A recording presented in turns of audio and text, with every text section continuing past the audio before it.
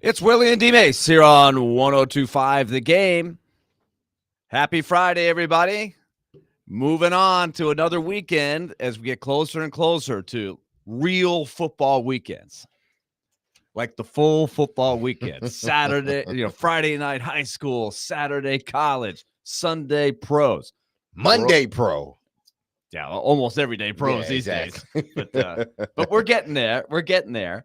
The preseason finale is Sunday. Of course, next week we'll have college football to talk about. In fact, today, Mitch Light is going to join us at 1 o'clock, and we'll break down the athletics season preview. We'll kind of look at the national picture. Who's going to make the playoffs according to the Athletic? What are some of the teams in the SEC's chances of winning the whole thing? What about the Big Ten? And who else could be in the mix? But we're going to talk a lot of Titans as they get ready for their trip down to New Orleans to wrap up the preseason. We're also going to hit some NFL topics that are fun. The Titans' first game this year, of course, is in Chicago. A lot of hype for Caleb Williams. We'll get some perspective on what to expect from him, especially early on. You get the rookie early. So what does that mean? Also, the Titans play the Patriots, and they may well have a rookie starting. There's a lot of discussion of what they're going to do with Jacoby Brissett and Drake May up there. So we're going to get into some of that. We've got, of course, Ask DMase at 12:30 today. So, DMase, are you ready for this Friday extravaganza? Oh, absolutely. I'm ready. I figured you were. Yeah, I've been prepping for all week for this. They should. I mean, I've said some things. I've got heated on the radio this week. So I'm looking forward to people, texting in or calling to ask me a few questions, how I'm feeling, what's going on. I'm still, my little pup passed away a few days ago. Bailey called her Nugget. She was a vibrant, happy, loving dog. And I'm not even consider her a dog. She's family. She was family. That's what she was. So you can ask questions about anything. You can ask questions about how we're feeling now that our, family member is no longer with us in Lexi. Or you can ask about, what I feel about, the pros putting games on Friday as Big Joe. Big Joe didn't like that. I was listening to him this morning. Big Joe did not like it one bit. And I'm in agreements. I am in agreement with him, but everyone should have saw this coming. The NFL wants to own every day of the week. If they can own, they would own like days they ain't even made up yet if they could.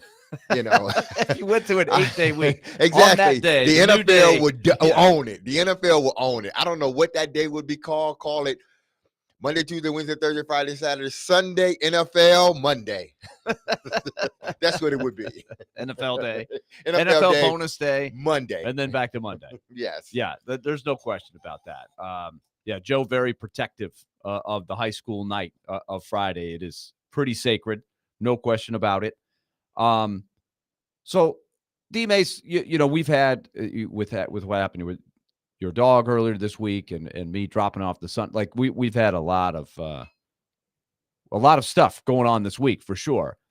One thing you and I didn't get to talk about, Adam and I discussed it, was the day after, Brian Callahan pretty much elected to say, we're going to play the starters on Sunday. And I wanted to get your thoughts on that because that is such a complete 180 from what they have done the past few years, right, under Mike Vrabel. Mike Vrabel, last year, I kept asking myself, why am I really watching this game? Because they played Ryan Tannehill, I think, for 3 plays. I think they were all handoffs, and then he didn't do anything the rest of the night. And it was like, why bother? He elected really not to play the offensive line at all as a unit during the preseason. There's always an argument for both sides of this, but Brian Callahan has said he wants the starters to play because then there's going to be basically 2 weeks without a game situation. So what was your thought on that decision, deciding to say, they're going to play significant time in the last preseason game? At least most of them are. Yeah, I think it means that he's not quite sure, or he hasn't seen enough from his team to feel good about what, about the season opener. He needs to see a little bit more, game type situation. They need to do a little bit more management during the game, timeouts, substitutions, how you want to run the offense, stuff like that. And because the offense has been hampered by, guys being in and out of the lineup. I don't think you had your trio wide receivers all together for that, for a long period of time. I think it might have only been a week, the first week of camp, or maybe the week and a half of camp. After that, guys have been missing practice here and there, and D-Hop has been out for the last 2 weeks almost, and he hadn't played in neither game. So I think this is an opportunity for Brian Callahan to sort of see really see what he has in a game type situation, with everybody being just about healthy. I don't know how much the guys on defense are going to play. Sneed, Chidobe is out still. So I think this is an opportunity for him to sort of cross the T's, dot the I's, really get another look at probably some guys. Not saying that some guys that he is on the fence with the roster. I think guys that are they starters? Are they backups? Are they special teams players? What are they? The problem with the new NFL is that you don't get enough time to figure all that out. Even though I think half of your roster is already in place even before you go to camp. Yeah, we're going to get into that part of this. It's just those last couple of spots. But even with that, I just don't think he's seen enough.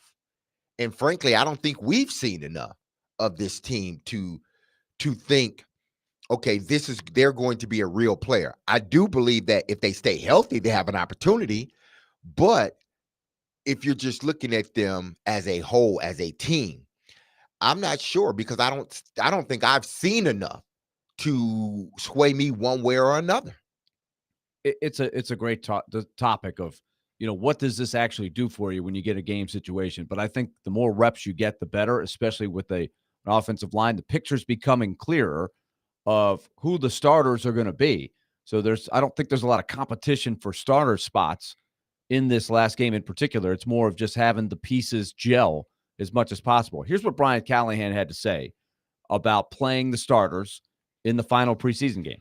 My intention as of today, again, that can change as the week unfolds with the injuries and who's available and all that stuff. My intent is to play the starters, play a significant amount of snaps for a preseason game. I'd like to see our starting offense play, somewhere in the 3-ish series, whatever that might look like. Defensively, we have a number of guys that aren't going to play anyway. Obviously, Cheeto and Legarius and Jeffrey and Harold won't play, but I'd like to see some of those guys that didn't play last night play a little bit this week.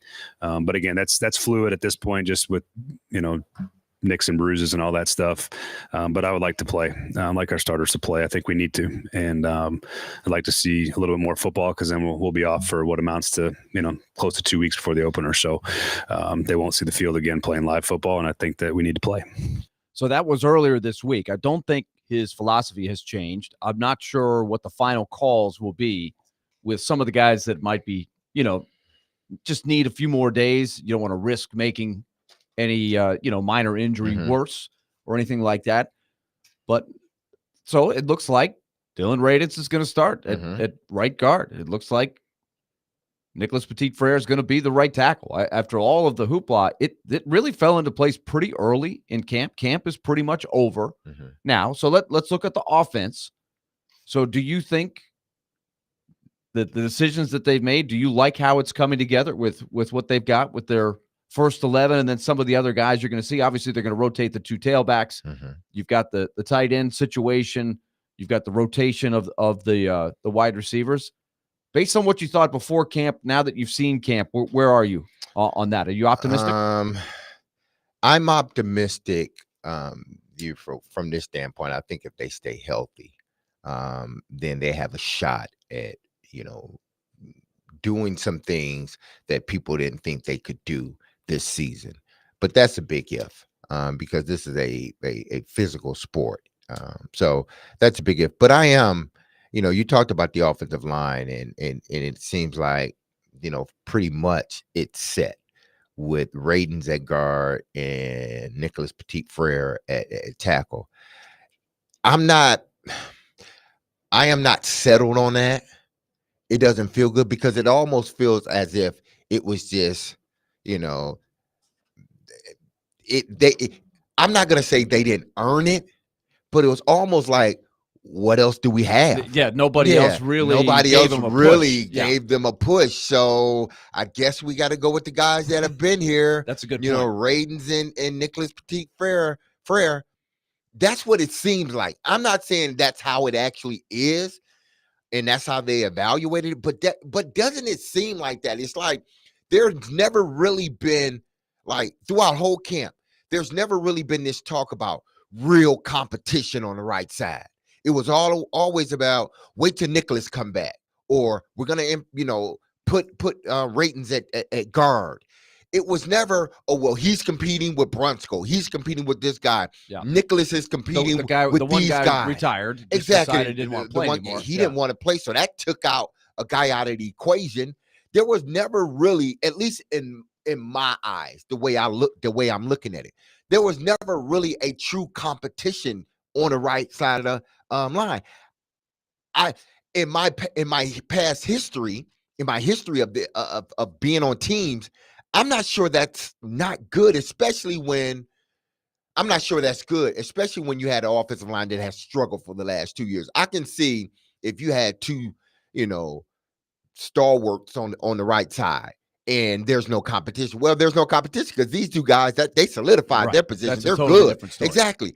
But that hadn't been that way.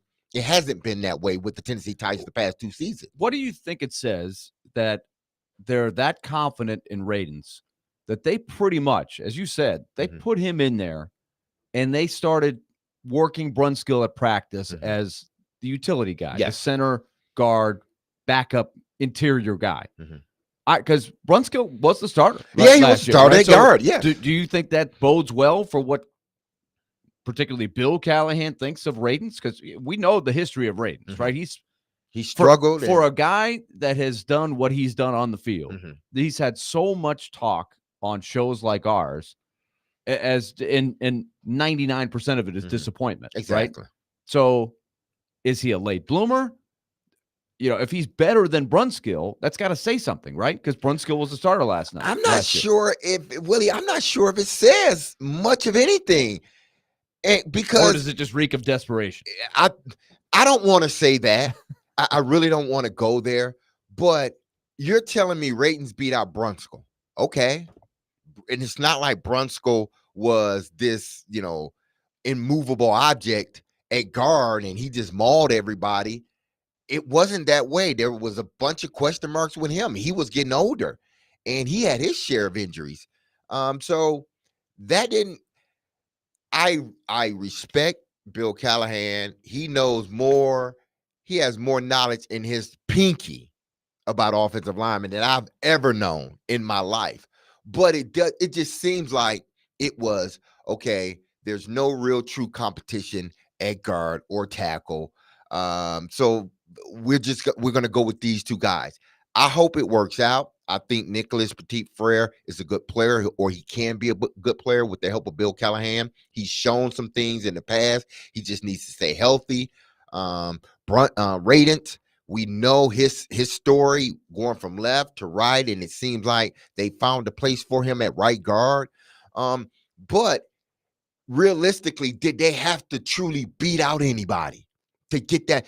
Nicholas missed the first week of practice or something like that, or 2 weeks. Yeah. And he is the starter. The one of the big quotes from the training camp, I think, was when he took the podium the first weekend when he was finally cleared. Yes. Because remember, he missed all of the OTAs. We hadn't seen him in a long time. He goes, "This is the first time I put on pads and a helmet since last October." So that's a long time And he just won the. And I'm not saying he didn't deserve it, Willie. But for anybody else that's listening, yeah, from day one they had him in that spot. Exactly. Right? Yeah, from day one. So to me, there was no real competition there because as soon as he came back, they just plugged him in. Yeah. And I get that you had the retirement of one of the tackles. I understand that, but there wasn't. I think we tried to make, and I'm not saying anyone is at fault at this. I think everybody that went to Titans practice and that were evaluating this team, everybody that talks about this team, write about this team, whatever. I think we went in and thought there was going to be a competition. Rayton's there, Nicholas is there, but there's going to be this competition. Like it's going to work. Like they're really going to have to battle to keep those spots. They didn't. And I'm not sure if that's a good thing.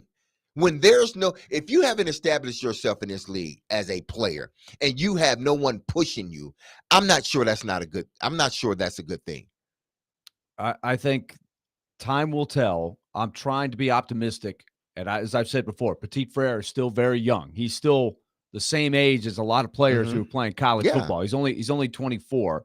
And he does have the experience that first year. He basically made it through the year as a rookie and survived. That hopefully will help him moving forward. And he does have Callahan. But that is such a crucial area for the offense because I do think there's a lot of cause for optimism in the other spots, right? I think the DeAndre Hopkins injury, and we won't know a whole lot more about that or how close he is until probably sometime next week, as they get closer to kickoff, because they've got a while to evaluate that. But even with him not there, I think I feel all right about the number of players on the roster that could, in a game on Sunday, help win a matchup, right? From Chig to Jaquan Jackson to Ridley, obviously. I think they've just got a lot more variety in what they can offer as an offense, as opposed to it's Derrick Henry and then who else we got? Right? Yeah, they have. It went from just,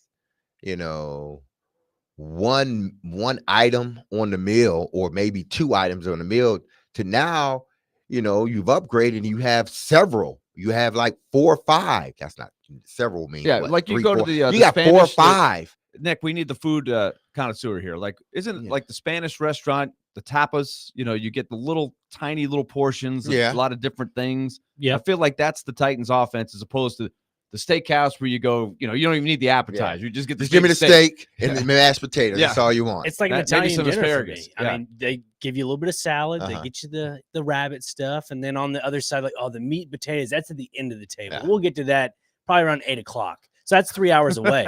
So you're thinking, well, we got 7, 8 more, hors d'oeuvres to go through. Well, you have to wait with the Titans. That's what the Titans are. They're a long dinner table, and you got to wait 3 hours to get the main course. Well, I mean, I'm not sure fans are going to be willing to wait 3 hours for the main course. They better, give me that main course right now, right here, right now, so we can eat and get out of here. But that's just the way I feel. I would love to hear what our listeners think about this particular situation. If you've been following the Tennessee Titans this offseason, this 2-day practice, do you feel as if there was any competition to that right side of the offensive line? Please call in, please text 615-737-1025. Because again, Willie, I just don't think when I looked at it, I'm like, was there truly real competition? Like, because the guys behind them might not even be on the team. Some of them may be on practice squad. So was there real competition behind those two guys that really pushed them and made them better? I do hope, just because, with the addition of Bill Callahan, that makes them from a technique standpoint better.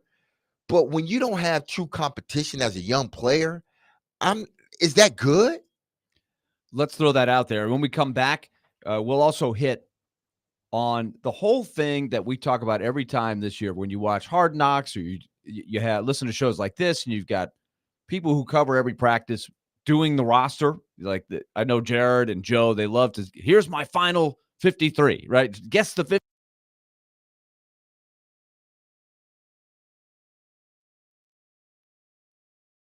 the last couple guys that make the team because they do have some decisions to make. And we'll hear what Brian Callahan said yesterday on the last day of training camp about how they're trying to decide these last couple roster spots. We'll get into that, but we want to hear your thoughts. 615-737-1025. Our call and text line is driven by WilsonCountyHyundai.com. Willy and DMase just getting it cranked up here on this Friday here on 1025 The Game.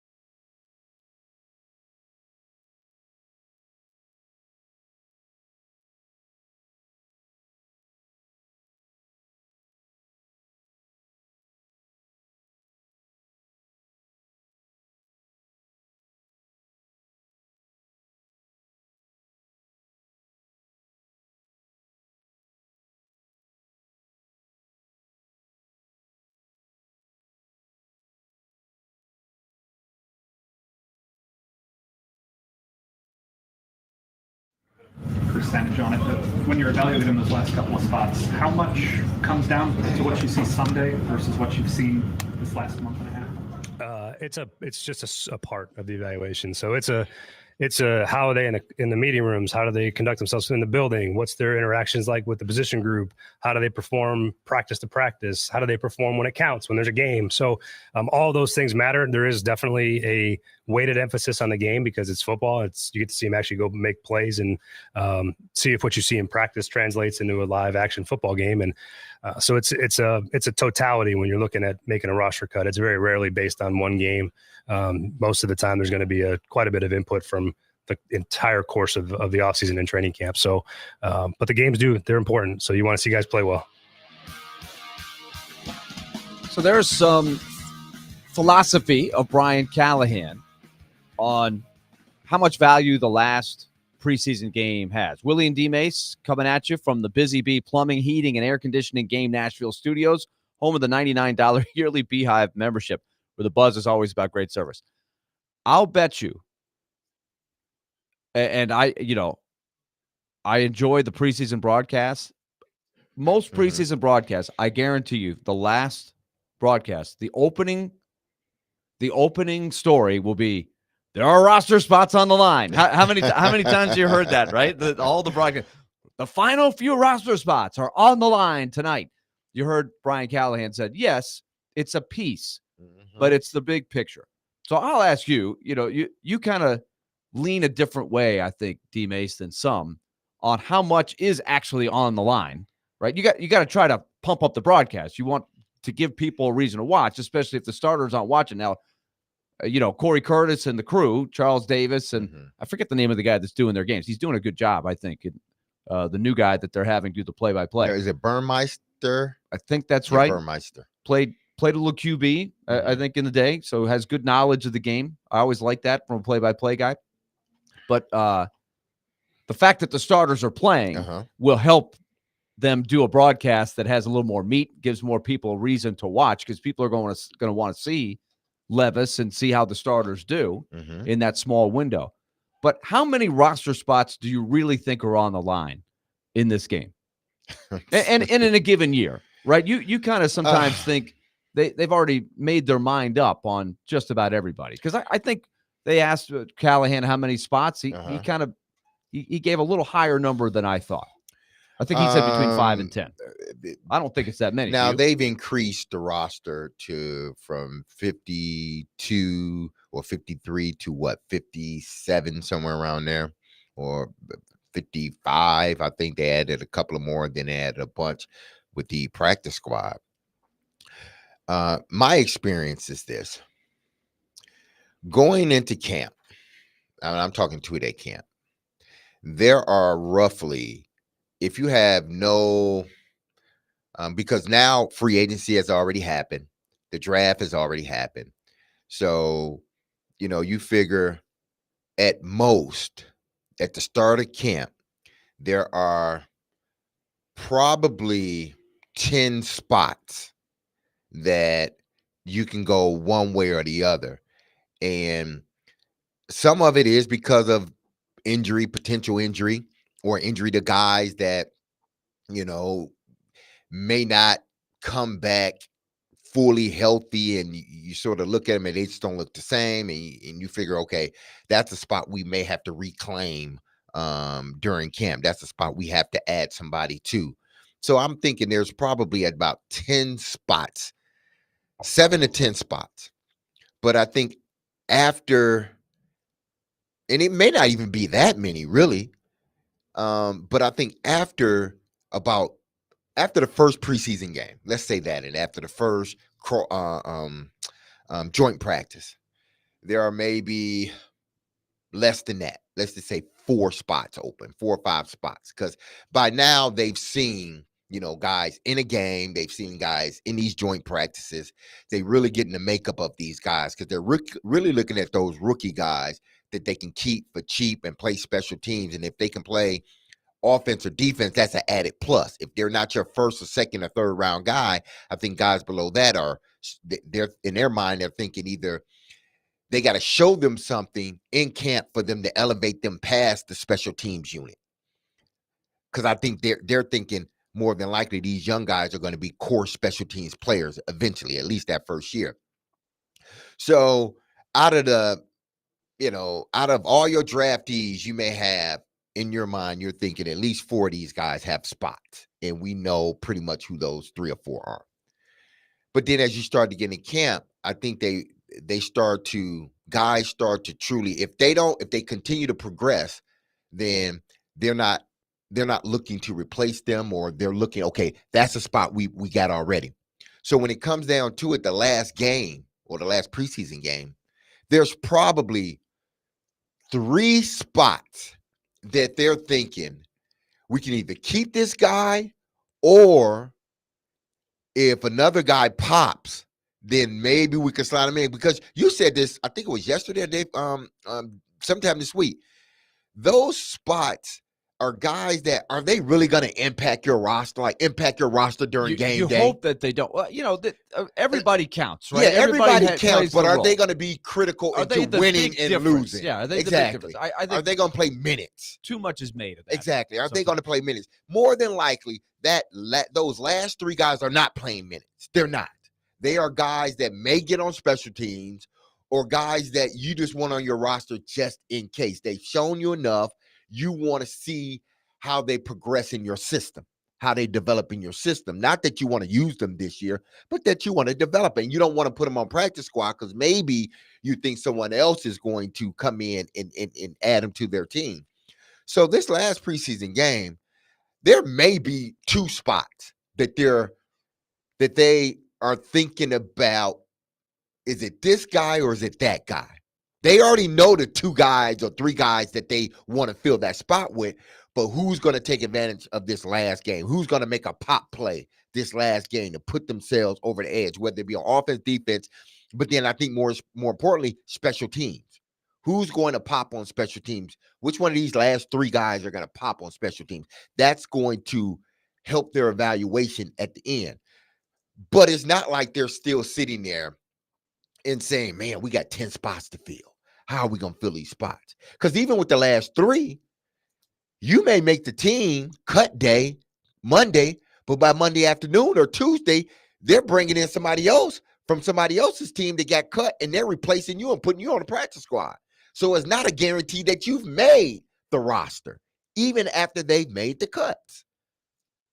So with that being said, is there anybody in particular? Is there one guy that you're watching closely in this game as we look at this? Because I've seen a lot of games where it's a lot of times it's a running back, right, who just gets the ball 15 times in the second half, and he might have a great game, right? He might break 1 or 2, and you're like, man, this guy's awesome. Like that, you can go through the list through the years of, Titan running backs who may have had a great last preseason game, but you kind of know he's not going to make the team. But is there one person in particular you're watching in this game that you might think, if he has a good game, that might get your attention? Boy, like the third running back gets talked about a lot, running back, right? but I think they've made up their mind about how many running backs they're going to keep. I think. Do you think Haskins is the number 3 guy, or Chestnut? I would lean more toward Haskins, but then again, they could keep Chestnut. And you hit on it, the special teams. Yeah, because the special teams. Because I mean, listen, Haskins was a core special teams player his rookie year. He was one of the best special teams players they had his rookie year. And then obviously we know what happened to him after that. He's, some things off the field. Then he was injured. So I'm not sure if they are still, because that was the last coaching staff where he sort of broke out and became the special teams player. I'm not sure what the new coaching staff is thinking in regards to Haskins. Another guy is, and I was just looking at it, just lost him. Well, now that Arden Key's back and they know he's not going to miss a game, that solidifies a spot for them. That maybe they don't have to hold an extra linebacker now because Arden Key will be available the first game of the season. So whoever that last guy they thought about, he may now be X'd out, because they don't need an extra linebacker now because Arden Key is going to be there for the first game of the season. So that takes away a roster spot. I'm looking at the receiver room. I really am, because there are a few guys that have really shown they have progressed and developed, in this system. Mason Kinsey, Jaquan Jackson, Kyrus Jackson because of his special teams. So 3 guys like that. Who's going to win that final spot between the 3 of them? Yeah. And is Jackson health-wise? They've talked about. I don't think they ruled him out, but he's clearly dealing with something, and so that's, I guess, something to watch if he even plays this weekend. But to me, he's a guy that's probably in the numbers crunch. They have other options for kick returners. I do think Jackson is a pretty good kickoff returner. Yeah, he is. He's a pretty good kickoff returner. But if they keep Jaquan Jackson, which I think they will, there's nothing telling me they won't. This kid's been electrifying in what they've asked him to do. Think Jackson is a lock, don't you think? He may end up being their punt and kickoff returner. I think that would be that'd be something I'd like to see. I have seen guys, and this is what I'm curious what you think. Now that you've got to,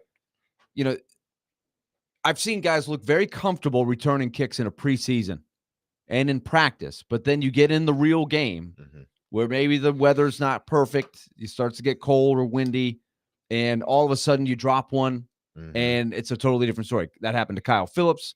It happened to Dory Jackson. Why do you think that is? Like, it's just the pressure. When that ball's in the air, there's a lot of time mentally to lose it. I do wonder who they're kind of, especially particularly with punt returns. I think when that happens, guys have a hard time at forgetting.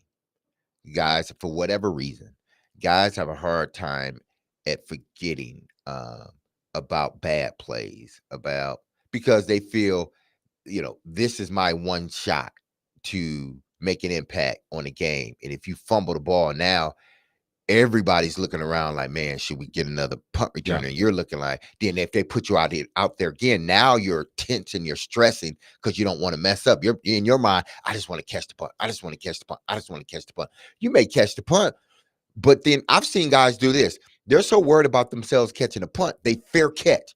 And they catch it. I'm like, there was nobody around you. Why? Because they're more worried, which they should be. They're more worried about catching the ball than they are making a play once they catch it.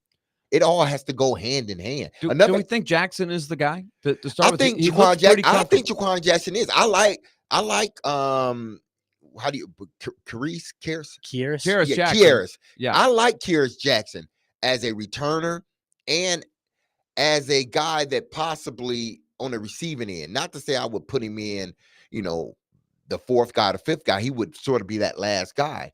But do you keep him and that Jaquan can also double as your kickoff returner? Yeah. I think he's that's a good usage of a spot. But then that's a roster spot. Because to me, the one guy that I think, and I could be completely wrong on this, is Cedric Gray. Cedric Gray is a bubble guy to me right now. The rookie linebacker. Yeah, the rookie linebacker.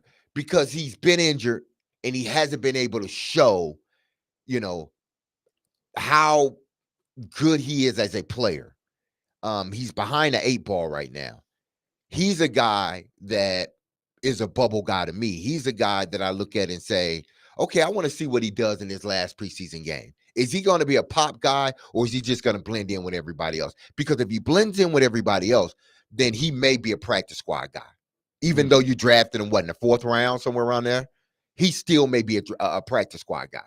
And he has been banged up. And the question came up yesterday. I think it was Paul Kuharski that asked it about sort of, I don't know if the word manipulate is right, but guys like Gray who have been injured or maybe still are injured, or Kearis Jackson, how do you try to keep these guys around by using the looser rules that are generally in place when guys are hurt? In other words, you don't have to put a guy on IR and he's out for the season. But 6 weeks. 6 weeks. There's different things you can do injury-wise. Here's what Brian Callahan had to say. Potential to use 1 or 2 of the IR spots that you can use on Tuesday as one or two of your 8? Sure, those are always conversations, and you see where guys are at. Guys that can return, that could go on IR and return to play. That's obviously part of the process too. So, that's always going to be part of the conversation is how do those spots come into play and where do they factor? And most years they factor some way, shape, or form. So I would think that that's something we'll explore as we get closer to the cutdown. Easier now because you don't have to get them through the 53. It's much easier now than you used to have to cut a guy and tell him you're going to bring him back and have a handshake agreement, and usually a veteran player that you bring him back to carry a guy through to then put him on IR. So that's a benefit being able to do that this year. Okay, so IR, not PUP people. Right. So IR, you can now, I think it's 4 weeks? 4 to 6 weeks, is it? Yeah, is you have that window. It's 4 to 6 weeks, okay. Yeah. So let's say, right, I've got a guy, this is what I'm curious about, right? Let's say DMase is my man. Well, DMase would make the team. So let's say a young up-and-comer, Nick Frazier. Yes. I like him. But he's been a little banged up, and I got some roster moves that I'd like to try to keep. And how do I keep the most people in? So I could put Nick on IR, and I wonder, hey, Nick, how's your knee feeling? You're going to be like, Coach, I'm good, man. I'm ready, right? For the most part. How's yeah. your knee? I mean, it's all right. I mean, I'm Can ready you to go? go. Yeah. Why not? I think your knee hurts. I think your knee's hurting. I think you need to go on IR for 4 weeks. Coach, You're not looking like yourself. Coach, I could do it. I know I look a little pale. I haven't got a lot of sun out there. I haven't been on the Nick, practice field. Wink, wink, wink. I got to put you on IR. Yeah. I mean, got to put you on IR. yeah. So you're now, not moving as fluid as You know, you my did toe before. my toe was hurting the other day, by the way. I oh, don't know. now it's your toe. Yeah. Yeah. Okay. We need to get that healed too. Just All right, something that's- about my knee. It's is going making to my take toe you about hurt. 4 weeks to get better. So I'm going to put you on IR. See, in the past, what the question was there with Paul, you had to put the guy on the 53. So whether he was injured or not, I have to get my 53, and then I can put a guy on IR. But I would have to cut somebody else, right? But now I could put him on IR, and Nick's good to go in a few weeks. I got him sort of tabled as depth. He's still in the fray, and he'll be fresh when he comes back. And then I can keep another guy in his place, and that way I've got a little deeper roster. I think that's a smart move. That's a good way to go. I wonder how many people sort of fudge on, IR because, oh man, it's a pretty serious injury. He's got to go on IR. Well, Like you're not obviously not going to do that with your main guys, but for role players who over the course of the year, you're thinking I need a certain amount of them and I want to keep as many of them in my camp as I can. That's a good tool. Yeah. And I'm sure teams across the NFL are, that's a loophole in the system. And it was developed to be a loophole in the system. So I'm sure there are coaches throughout the NFL each and every year that uses the IR just to get a better evaluation of a player without having to cut that player so someone else would get him. So I'm sure the Titans will do that. They may do that with Cedric Gray. I don't know. But I just think he's a guy that may be on the bubble as far as making this team because frankly, he hasn't been able to be out there. And guys like Chance Campbell have come on, and there have been some other guys that have really flashed, in games and in practice. And he hasn't necessarily been one of those guys. So do you keep him on your roster? Do you put him on IR? Do you cut him and hope that you can put him on practice squad? Or do you just keep him all together without an IR tag to him? I don't know. But I think he's one of those guys that when you're talking about the last days, how the guy, conduct themselves in meetings and throughout the building and how he's doing in practice and in the meeting rooms and in games. He's one of those guys, I believe, that Coach Callahan is talking about, even though he was a draft pick of theirs this season. So, this last week, this last game, I mean, does it really mean anything in a big picture as far as the roster wise? I'm not sure it does because listen, when these days came, we knew exactly who was going to make the team. Now, we may have been surprised with maybe one or two guys that end up getting cut, but back when I was playing, I say that I sound like an old person, but back when I was playing, the cuts were different. They made cuts every once in stages. Yeah, in stages. So when you got to the end, there was a clearer picture of who's on the team and who's not. Usually that last week, 99% of the roster was set. Well, they don't do it now in ways, but they do it periodically at cutting folks and bringing players in. But I think for the most part, even today, they know at least 99%, 98 to 99% of what their roster looks like and who's going to be on their roster moving forward. All right, when we come back, we will come down the home stretch of hour number 1.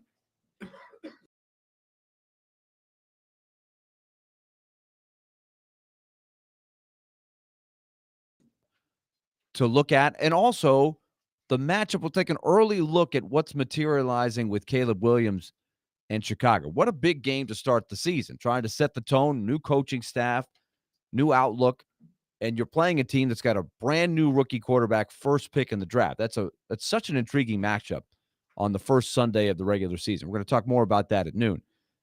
In the meantime, hit the phone, 615-737-1025. Jump on in there and give us your thoughts on what you want to see in the Titans game on Sunday, any roster questions you have, and don't forget we have Ask DMase coming up at 12:30. Stay tuned. We're coming back here on 1025 The Game.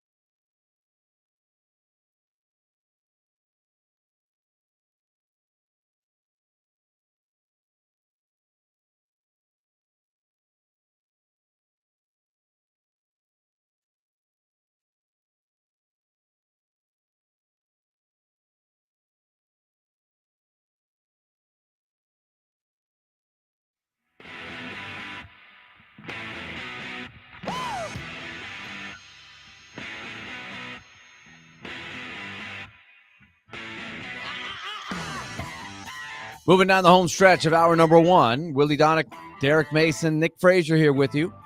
Okay, so we started the conversation on training camp being over, preseason finale. We talked about the offensive lot earlier this hour. Now let's hit the defense. DMase, your biggest questions on the defense as they get ready for the preseason finale and then heading on into the regular season. A lot of new pieces, a defensive coordinator trying to make it happen. We've talked about a lot of the storylines. What's the biggest question mark for you? Right now, it's the secondary.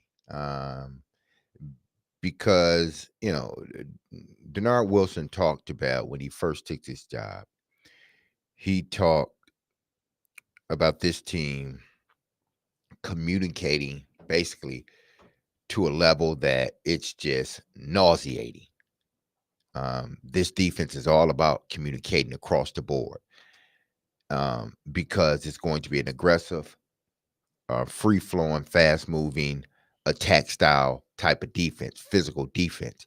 And when you have defenses like that, everybody must be on the same page. There must be constant communication, habitual communication out there.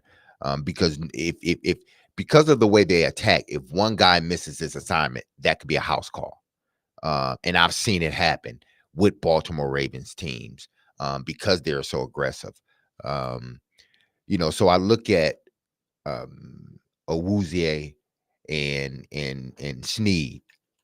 I'm not saying that they're not going to be okay, like individually as a player, but when you're talking about the communication that need to be had in this type of defense, the philosophy of this defense, Snead, Awuzie, Diggs, and whoever else you want to put out there, Hooker, they haven't played a lick. Adam, they haven't played a lick of downs all together. That first unit of Cheeto, Snead, Hooker, and Diggs have not played a snap together, all of them. And you're asking these guys to be communicating at a level that may just you may get tired of it, but you need it because of the type of the philosophy of your defense. So if all these guys hadn't been together, then you throw them in together the first game of the season, there may be some communication lost in that. You may not be communicating the way you need to communicate. Communicating starts in practice, and then it spills over in the game. Has all these guys practiced together more than a week? No. But you're asking them to communicate at a level that veteran guys that have been together communicate at. And it doesn't work early on because everybody's getting to know everybody. I got to find out where I'm at in this defense. I know what I need to do. I got to find out what the safety's doing in this particular coverage. Do you got my back? What do you see? All this stuff matters, because you only got about 10 seconds to really hone in on it. And then once they get to the line of scrimmage, you got less than that. So communication is key. And these guys haven't been together to communicate. That's my worry. Not that, I don't believe these guys are good players. I believe they're damn good players. But I've seen a lot of good players not making it in this league. I've seen a lot of good players not become starters. Why? Because they don't know how to communicate and they don't understand what's going on. To me, that's the fear, is that because this secondary hasn't played valuable minutes together, they haven't had time on task together. I'm talking about the 4 starters. Then there may be a lot lost in the communication. Are you a believer in Murray as a dynamic, good fit in the interior linebacker position? Because that was a big question going into camp as well. That has been a weakness, for the last couple of years. If he doesn't excel in his defense, I don't know what other type of defense he will excel in. Seriously, they brought him in because this defense, they felt this type of defense, the way they're going to play this defense, it works toward his strength. The attributes of him work in this defense. If he can't get it going in this, I'm not sure he can. So I expect a big year from him. I'm not talking about, him being an all-pro or first-team defense, but I'm expecting him to really show why he was drafted first round by the LA Chargers. If you can't show it in this defense, then maybe, just maybe, you're not a starter in this league. Okay. Are you a believer in the front four now of Sweat, Simmons, the role players in the middle, and then the emergence of Harrell, the fact that Arden Key is not going to be suspended reportedly, plus Landry? Do you think they have enough there to be, say, significantly better than they were last year? I think they do, because they desperately need an improved pass rush, right? Yeah, they do. They need to put pressure on the quarterback, and that's why it was a breath of fresh air that Arden Key will not miss a game, because I think, if you were in a position where he wasn't going to play, I think there is a bit of a drop off. There's a drop off with the next guy in line. I like Rashad Weaver. I like Jalen Harrell. But you're talking about guys that hadn't played. Are they ready to be elevated to that starting position? Well, if they were ready, then, they wouldn't have already penciled in our Key as a starter at that weak side linebacker. But I think they do got enough. But that like, it's not perfect, right? Yeah, but we're all kind of wondering, are they better than they were last year? And could, if things fall right, like let's go over the almanac, the FTN football almanac, the Aaron Schatz stuff. Postseason odds 27.5%. So that's you got a bucket with 4 quarters in there. Yeah, 1 quarter is painted green. You got to pick the green quarter out of the 4, and that's your shot at making the playoffs. So for that to happen, that's what you need. Is you need them to gel fast, right? You need the Arden Key to have a good year, or Harrell to be a guy that gives you a bump, and Murray to be a fit. Like, these are all things that have to fall right for you to sneak in and have a season that surprises people. Exactly. And I think, it's hard to say that they're better when they lose 20 plus sacks over the last 2 seasons in Danico Autry.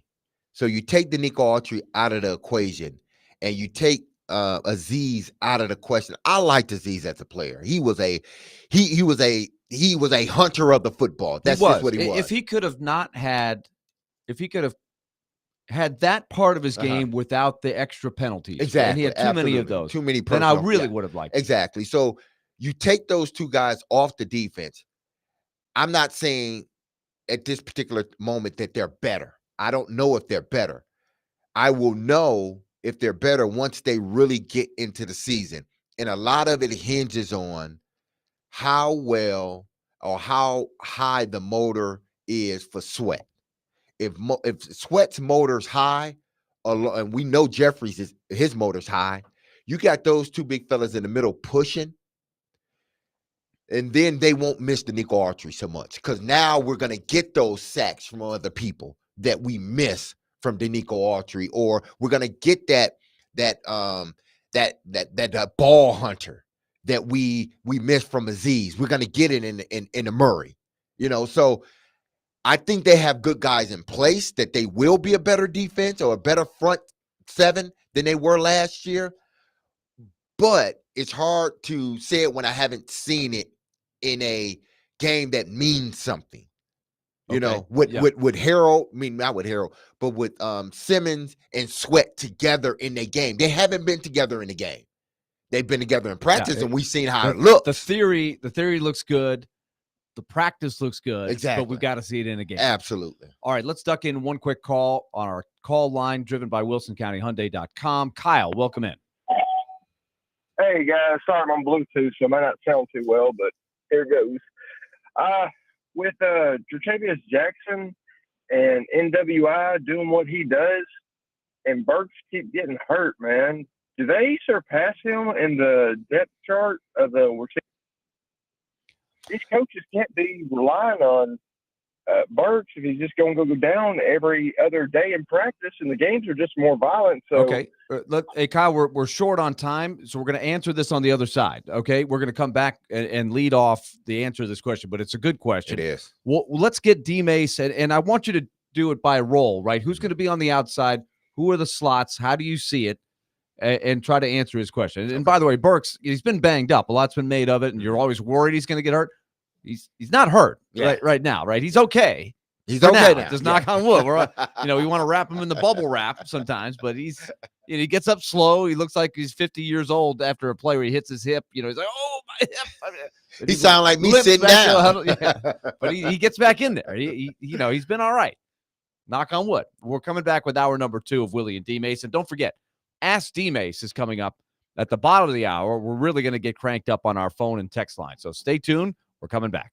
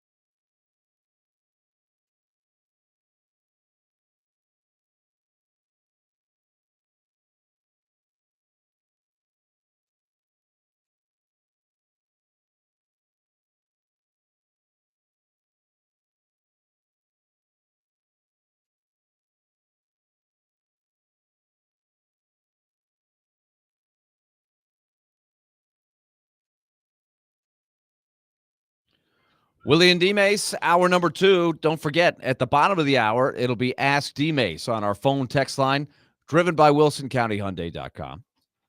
Coming down the stretch on this Friday, getting you ready for the weekend. Titans preseason finale, and then it is a college football week next week. Mitch Light, with that in mind, is going to join us from The Athletic, and we're going to give you sort of the Athletics view of who's going to make the playoffs, who's going to win the Heisman, who's going to win the national championship. They had a pool of 28, I think, writers at The Athletic, and they came up with some interesting stuff. And so we're going to get Mitch to sort of tie it all together, get his opinion on it. That's coming up in an hour.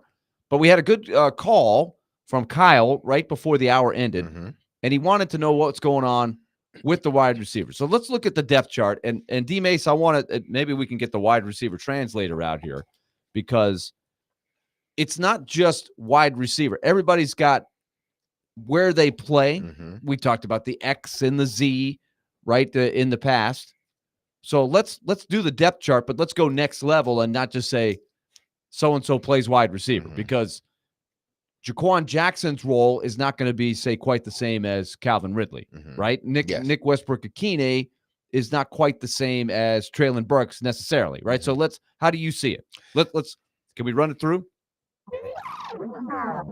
Wide receiver translator. Okay, now we're ready.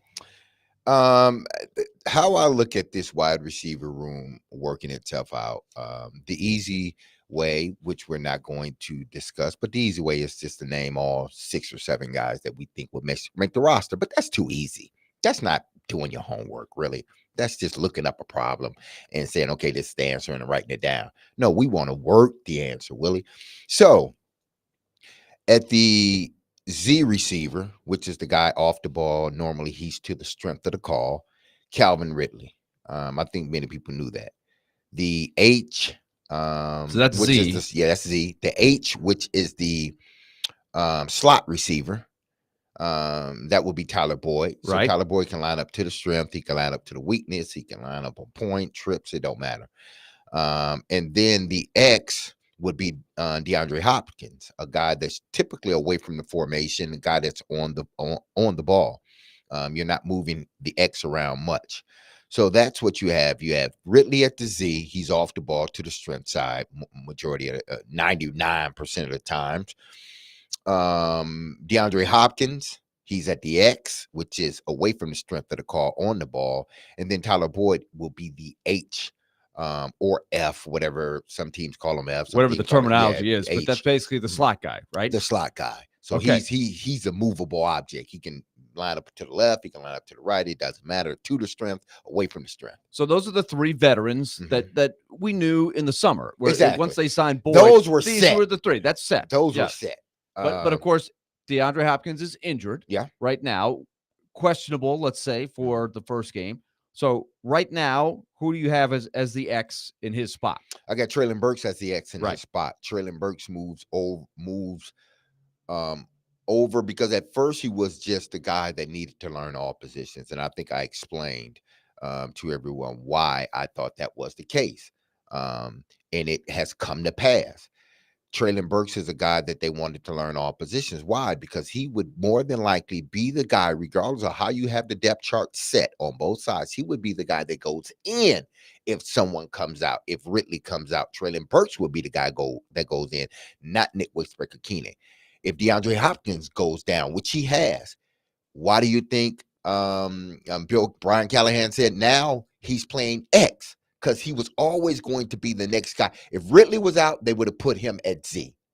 Hopkins is out now. Now they just transfer him and put him at X. So now behind Calvin Ridley, behind D. Hopkins, is Traylon Burks. Okay. Which is the X. Okay. So Burks, and he's been getting the reps and getting a little banged up, but so right now he's the starting X. He's the starting X unless Hopkins is ready to go in game 1. Absolutely. And that'll be something to watch for. So, okay, let's now go to the slot. Who's behind Boyd at the H? Ooh, that's a tough one. Gosh, that's a tough one. I would say I would put Jaquan Jackson, but I like him too. I think this is how the Titans would do it. They would put Nick Westbrook-Akine in at the slot if D-Hop is still hurt. Now, if D-Hop is hurt, I think they would transfer D-Hop into the slot, which I think it will work out really well for him. And then they would have, as the 3 starters, D-Hop at H, Calvin Ridley at Z, and Treylon Burks at X. So you think Hopkins could move to the H? I think Hopkins can move to the H. Once the roster's cut down, Kyle Phillips is nowhere. Kyle Phillips is nowhere in this mix. He's not. I don't think he is. So, but the other guy you mentioned a couple times, Jaquan Jackson, is Jackson and NWI, right? Yes, I think those would be the 2 guys. So we've listed 6 guys right there: Ridley, Boyd, and Hopkins, Burks, Jaquan Jackson, and NWI. Yes. Now Jaquan Jackson is the rookie. He's the guy that's pushing. But do we feel pretty good that he's going to make the team? Oh yeah, he makes the team. And in a game, right? Let's presume that Hopkins is back. How many guys are you really rotating? 5?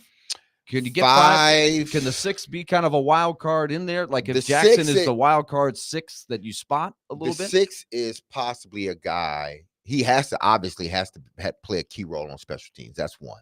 But I think that 6 guy, if I'm looking at it, if I'm thinking about this, which I am, he's a guy that you may have a player to design for. Okay.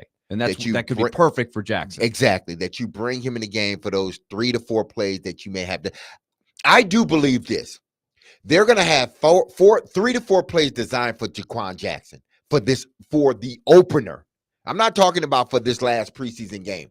I think for the opener, they're going to have at least 2 to 4 plays designed specifically for him to utilize his speed and quickness. Okay. Get him the ball very quickly and see what he can do. I believe they already have that written in for him.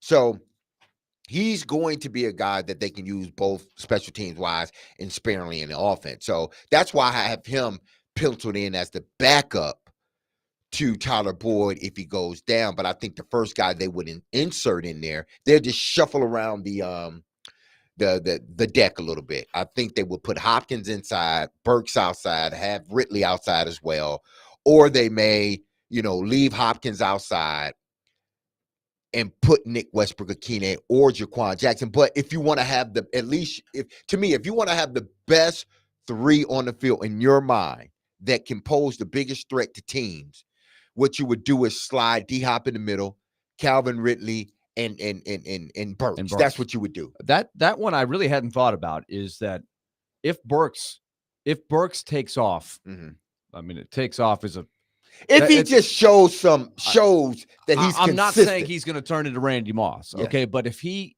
does some of the things that he's a little consistent, that would be a huge thing.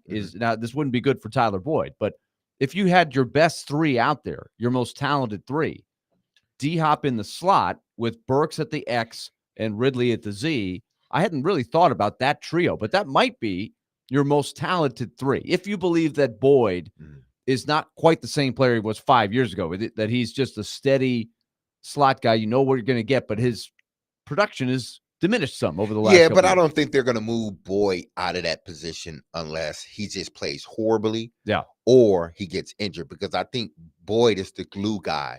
And what I mean, people, by the glue guy, because he knows the offense better than anybody else on that offense other than the head coach. He's the guy that kind of glues everybody together. If D-Hop forgets something, as we all do as receivers, and I'm running out there, Tyler Boyd is the guy that can say, hey, you got this.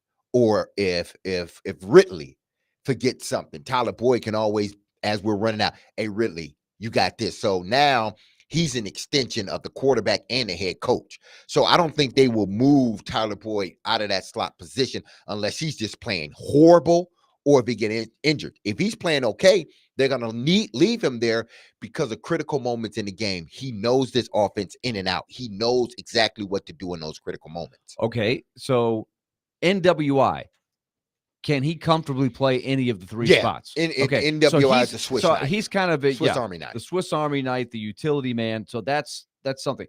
So that leaves the other guys like Kyle Phillips, like Mason Kinsey, guys that you see a lot in these preseason games. They're probably odd men out based on what we're saying right now. Yeah. Unless they keep a 7th. Unless they right? keep a 7th, which I think that 7th would be probably Mason Kinsey. Over Phillips? Yes, because Phillips hadn't shown anything. Phillips hadn't shown anything. The last time Phillips showed something. And is he hurt again? Is Phillips injured again? I'm trying to remember. Yeah, he's probably hamstring. Oh boy. The last time Phillips showed something. Now could he be on the Nick Frazier IR program where you stash him? No, you can't stash him. Well, you can put him on IR. Yeah, you can put him.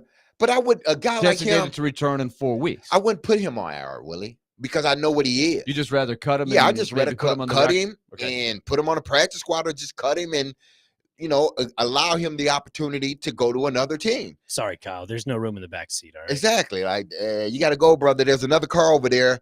You can catch a ride with them, but we're going in another direction. You may want to catch that ride home with that other car. I don't think Kyle Phillips has a place on this team anymore. Not to say he's not a good player. I just think his opportunity came and it went. And this coaching staff didn't draft him. So they're looking as if that roster spot can go to people who have proven they should be on this roster. Mason Kinsey, Kyrus Jackson, Jaquan Jackson, guys like that have proven that they deserve to be on this roster.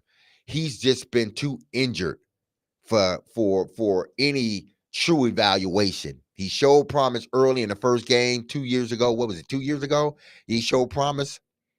And then, or was it last year? I forget. Kyle Phillips, the very, very first game that he played. Yeah, that's the what I'm Giants. saying. He put him in position catches for the winning field goal. 5 or 6 catches in that first game. And he got hurt on the last catch. Exactly. And then he just went downhill from there. Tried to play through it, had the nightmare in Buffalo where he misjudged the punt, and it just went unraveled from there. So he has no spot on this team. He really doesn't. And it's unfortunate, but hey, that's what happens when you're injured. And when you do get an opportunity, it's sort of 50-50. And then you have a new coaching staff come in, a new GM that didn't draft you. And it's like, okay, we got to move on. We got to get to the guys we did bring in, we did draft. Or if we didn't draft them or bring them in, they have popped. Mason Kinsey has popped.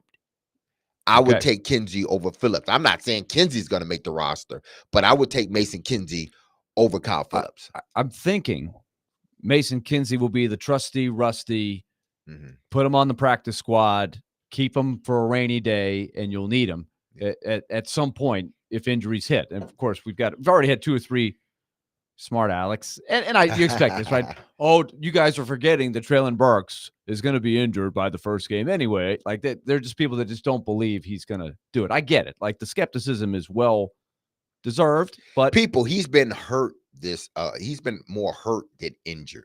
Okay. Yeah. Well, he's had more bumps and bruises, and he's gotten back up. Even though I don't like it, and I said as much yesterday. Yeah, because it's just a perception and annoyance of him. But he's been hurt. He hasn't been injured this year in training camp. He has been hurt, as have a lot of individuals in camps have been hurt, not injured. He's been able to come back to practice and continue, or he has been able to practice the next day. I don't think he's missed practice because of him being hurt, and he hasn't been injured. So pump the brakes on the narrative of him always being injured. Injured and hurt are 2 different things. Hell, I got hurt just about every play, but I got back up, walked my ass to the huddle, and let's go. Yeah. I wasn't injured. I think we would all sign up for that. Yeah. It's just a rough sport. I mean, it is what it is.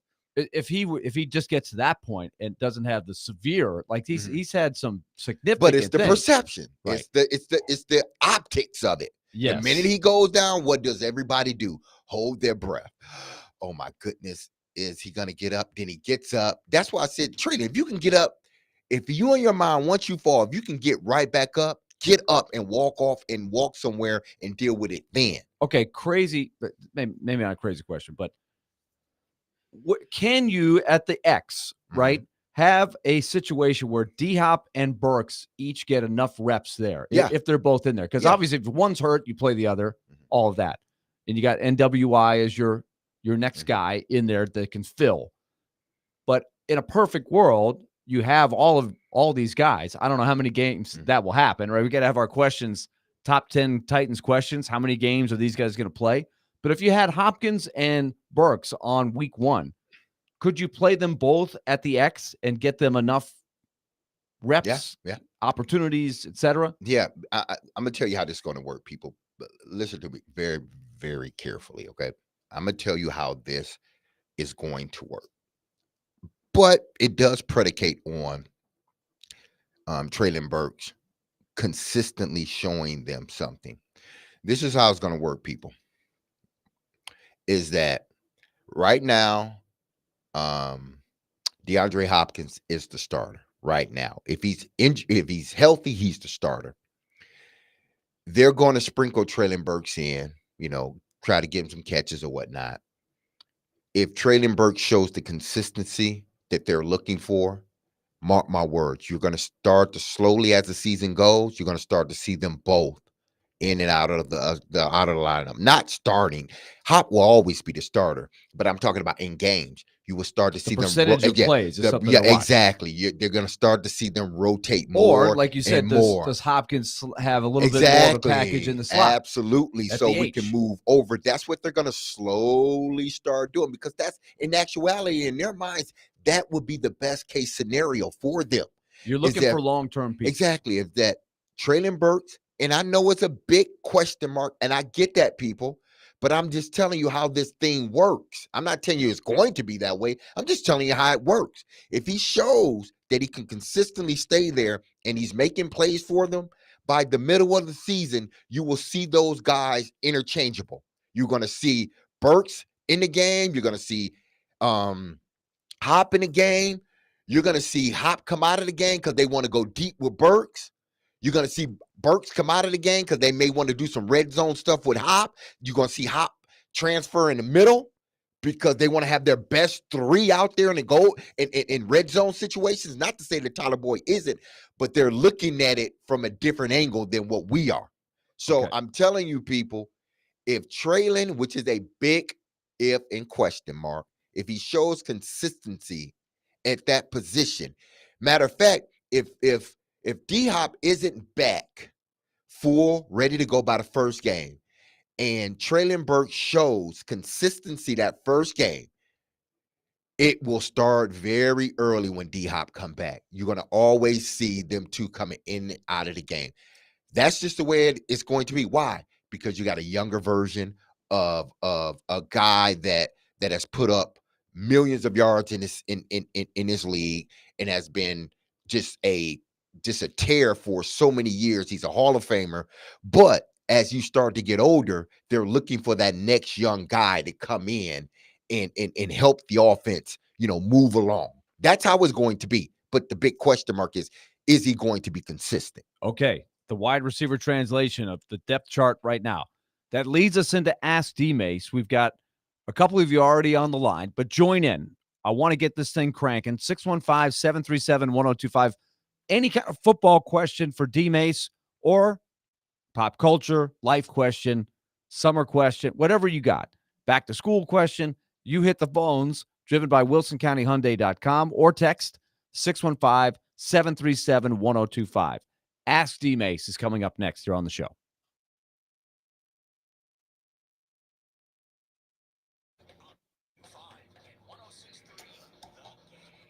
Happy Friday, everyone. This is DMase, and you heard me tell you about Dr. Lodge and his staff at Cool Springs MD for some time. If you set out to lose weight, chances are it's not your first time setting a resolution to shed some extra pounds, only to come up some pounds short. We've all done it. I've done it. Willy's done it, I'm sure. You've done it before. Your friends, everybody, they've always come up a little bit short. But we got a solution here, okay? Because at Cool Springs MD, Dr. Lodge and his team understands that frustration. And all you need to have is someone that understands your frustration and this cycle. And that is why they offer a different approach to weight loss. Their comprehensive weight loss program is led by Dr. Jeffrey Lodge. and addresses the root cause of weight gain with tailored nutrition, exercise, blood test supplements, and more. They will customize a program specific to you and only you. So connect with Dr. Lodge at CoolSpringsMD.com today and schedule your appointment for a personalized weight loss plan just for you people. We always want something for us. We need to start being selfish, okay? Be selfish and take care of yourself, because if you don't take care of yourself, you know what? You can't take care of no one else. So that's Cool Springs MD, where your weight loss journey becomes a success story.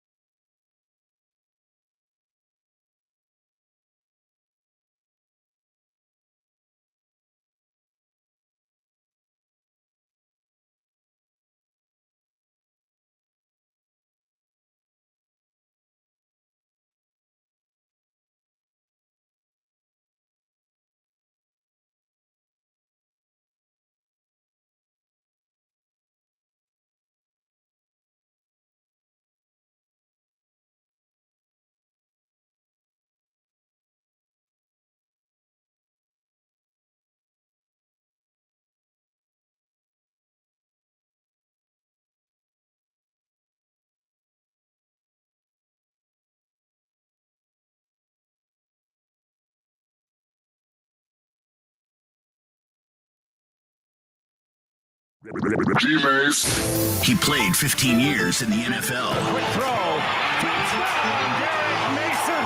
He had over 12,000 receiving yards.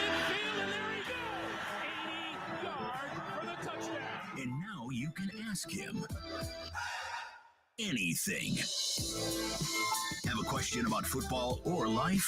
Now's your time to ask DMase. We'll welcome you in. Now on Willy and DMase. On 102.5 and 106.3, The Game and the Game Nashville app. It is time for Ask DMase here on 102.5 The Game. This is Willy and DMase, broadcasting from the Busy Bee Plumbing, Heating, and Air Conditioning Game Nashville studios, home of the $99 yearly Beehive membership, where the buzz is always about great service. Don't forget, at 1 o'clock, Mitch Light joins us. We'll do a little college football preview, and we've also got some NFL topics we're going to hit in the 1 o'clock hour as well, including how are we seeing the rookie quarterbacks are going to start. In particular, we're going to talk some about Caleb Williams, because that is the week 1 opponent for the Titans. If you want to get in a little advance, then text DMase right now or call at 615-737-1025. And you can ask DMase just about anything, whether it's about the Titans and the preseason finale coming up on Sunday or anything else on your mind. The field is wide open. So let's start off with Dylan, who is on the line with us. Our phone and text line driven by WilsonCountyHyundai.com. Dylan, what's up? Hello, Dylan. Hey, so first I just want to say that I don't think anybody corrected Joe Dubin yesterday during celebrity birthdays. He said that the rapper GZA of Wu-Tang Clan, and I was like, GZA? Is he talking about Jizza? Yeah, I don't think anybody corrected him, man. That's disrespectful. But first, yeah, my main hold on, Dylan. What did he say again? He said the rapper GZA from Wu-Tang Clan.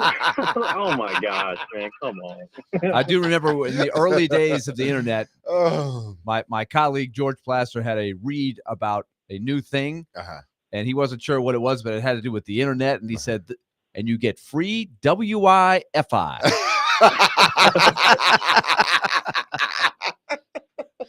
Oh my goodness. Go ahead, Dylan. I'm sorry. I hijacked your question. Hey, Go look, ahead. when I first, listened to SZA and I saw the SZA, I wasn't, I wasn't sure. Somebody had to was. tell Yeah, me. Somebody's you're right got to about tell that. you what it is, right? Exactly. So. Yeah, but Wu-Tang, you got to know that. That's exactly. Absolutely. You got to know that one. You're right. Yeah, but anyways, yeah, my main question is actually about Jaquan Jackson. So because of his skill set, I really think that we should keep him, not just for the return game, but I feel like he could have as dynamic playmaking ability as we used to have with Khalif Raymond. I think, he's better than that. So I just wanted to see how you thought the Titans could utilize him in the passing game, off of play action, deep routes, and just anything like that. So I just wanted to get your take on that.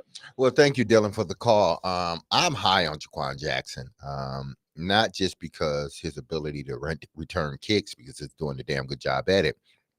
I think his ability to pick up on this offense very quickly.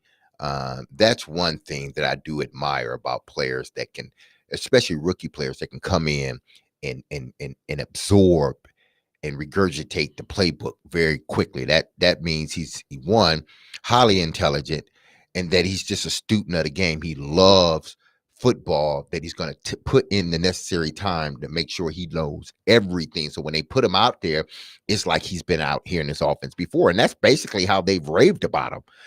Brian Callahan has. He's an old soul. He knows exactly what to do. It's like he's been in this offense for years.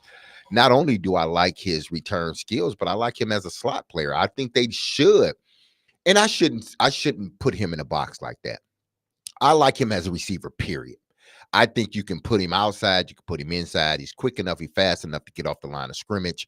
I think they should have packages for him, because he's the one guy that has something that they sorely need packaged all in one.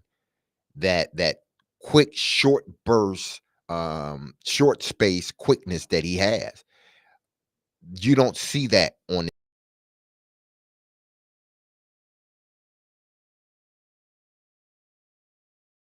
explosiveness at times with Treylon Burks.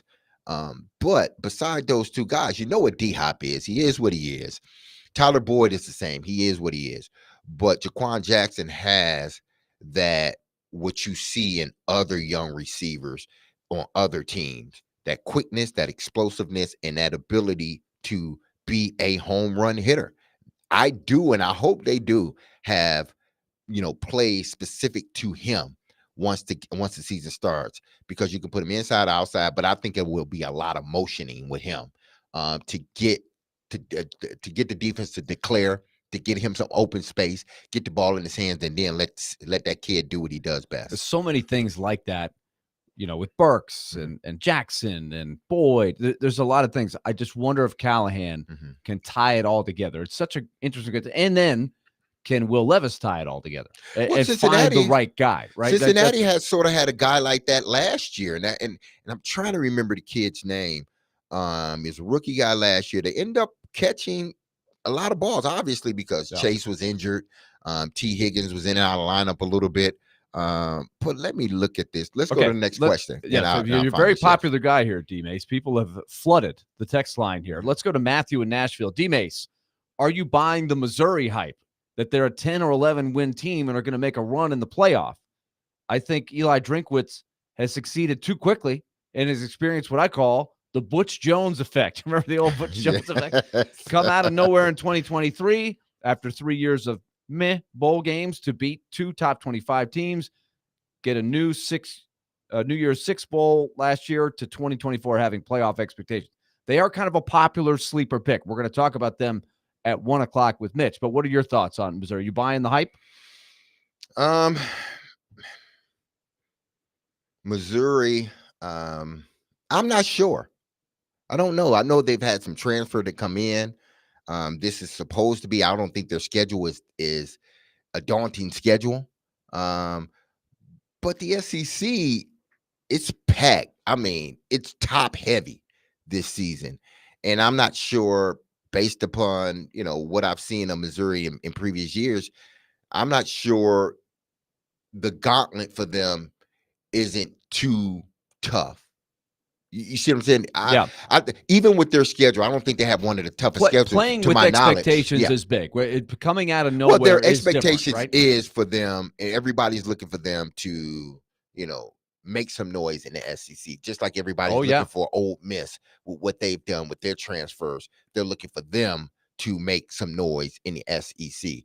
Well, that's all fine and dandy until the season starts, and looking at their schedule, and is that schedule, which I think Missouri's schedule leads them more toward being a team that at the end they will earn a spot rather than not earning a spot. Again, they don't have a daunting schedule. They don't have one of these top 10, top 15 schedules that some teams have. Ben in Cumberland City on our text line driven by WilsonCountyHyundai.com. I'm a Colts fan. Tell me what you see from your expertise, from an opponent's point of view, what you see from Richardson and the offense. He says, I hear Colts media all the time and what they see, so I'd appreciate your perspective. The Colts. We talk about the Colts as if they've won like the last 2 Super Bowls. That's how they definitely Colts, have not. Yeah, that's how the Colts get talked about just about every year. Like, they're that team. You better watch out for them. And hell, they may be right. I was even on that train, in certain years. But I'm not sure. A lot of it hinges on, one, Richardson staying healthy. Downs taking another year at that receiver position. Can he, mature a little bit more? Can he, progress in that offense that Shane Steichen offense, the way they expect him to in his second year? Now that Michael Pittman Jr. has gotten his money, will he elevate himself even more? So this team has some question marks that needs to be answered. Do I think they're going to be a formidable team, a hard team to beat? Absolutely. I think they are. But I'm not sure they will ultimately end up being a playoff team. I think they'll be a good team, but a playoff team, I'm not sure. Caleb says, says DMase, if the O-line struggles to pass block, then do you think Callahan can coach / call plays to hide that? Oh, man. We talked about it yesterday, that Callahan comes from an offense where, in general, they get the ball out quicker, right? Joe Burrow, if you look at his average time and pass through the air, it's a quicker, shorter passing game than what Levis has had. And we talked about that. That can help an offensive line. So, yes. In theory, maybe that's the idea. Okay, I'll answer it this way. Brian Callahan was part of the offense that gave up damn near the most sacks of any quarterback ever. And even though it got better the next following year, they still gave up a lot of sacks. That's absolutely still gave up a lot of sacks. So, and I know he wasn't the play caller. I get it. He wasn't the play caller. But I would tend to think his philosophy and the way he thinks sort of is in line with the head coach. That is one that he's used to watching an offense Exactly. that has had trouble blocking for a great quarterback. Absolutely. So can he do enough? I'm not sure, because they didn't do enough when Joe Burrow was quarterback and they had that bad line. It was just that you had some playmakers on the outside, legitimate young playmakers on the outside that masked, and a quarterback that's damn good that masked a lot of the fault in the offensive line. Can he do that, with this offensive line and this quarterback under this system? Yes and no. That's what I say. I don't, because it didn't happen in Cincinnati. But it's a great question, because I think that's it's a what we're good going to be question. looking It really is. Yeah. Can you compensate even if the line and let's now God, he does have Bill Callahan. Let's hope that helps the line. Like the line is better than it's been, because that would go a long way. But even if it's not, can you compensate some by quicker plays to protect and compensate for a poor offensive line? When we come back, segment number 2 of Ask DMase, we're going to get back to the phone line driven by WilsonCountyHyundai.com. We got the text rolling in as well. 615-737-1025. You're listening to Willy and DMase here on 102.5 The Game.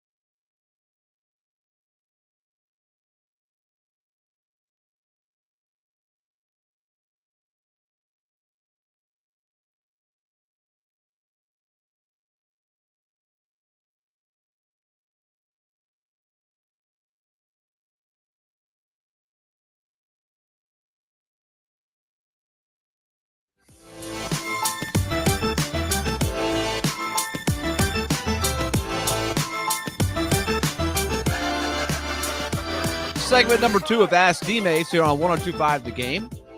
Let's go to our phone line, driven by WilsonCountyHyundai.com, 615-737-1025. Dave is on the line with some life advice question here. Hey, Dave. Well, I wanted to exchange life advices with DMase. I wanted to know what the best single piece of advice he ever got was, and then I'll tell him what the single best piece that I ever got was. Wow, single best piece of advice that I've gotten. I've gotten a lot of advice. But since we are sort of, on the sports end of things, I'm going to keep it there because my mom and dad and brothers, they gave me tons of advice. My ex-wife gave me my kids give me advice. Yeah. They end up being really good advice. But again, I go back to, and I've done this for the longest. I go back to, Chris saying, don't let what they are doing dictate how you go about your business.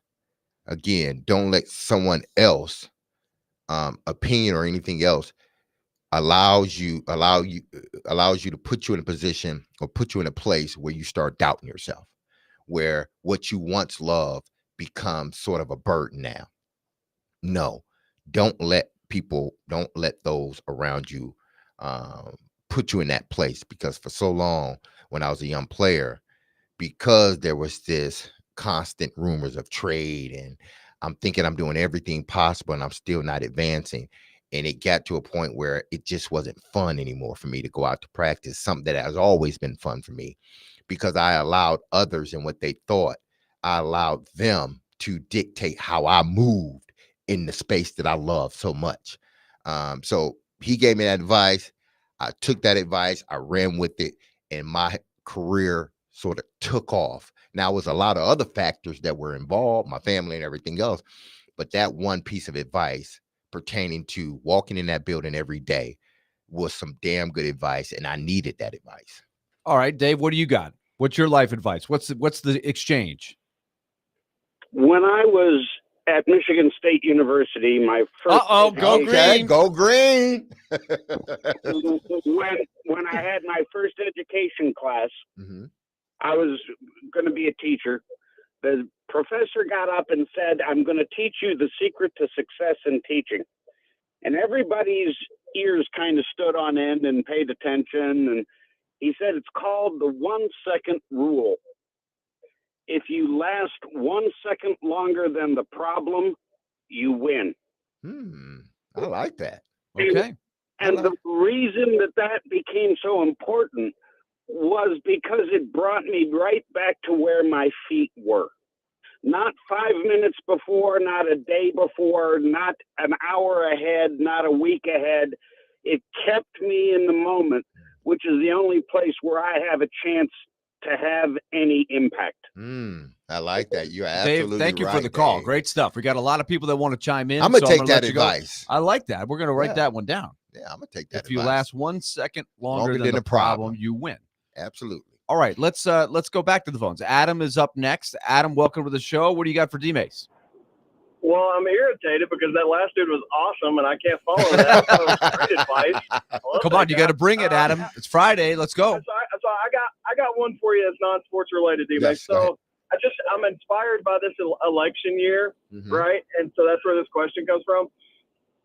Have you ever been in a locker room and somebody wants to start jawing about politics and it start bothering or like affecting you guys? Because they're like, you got an election cycle every 4 years.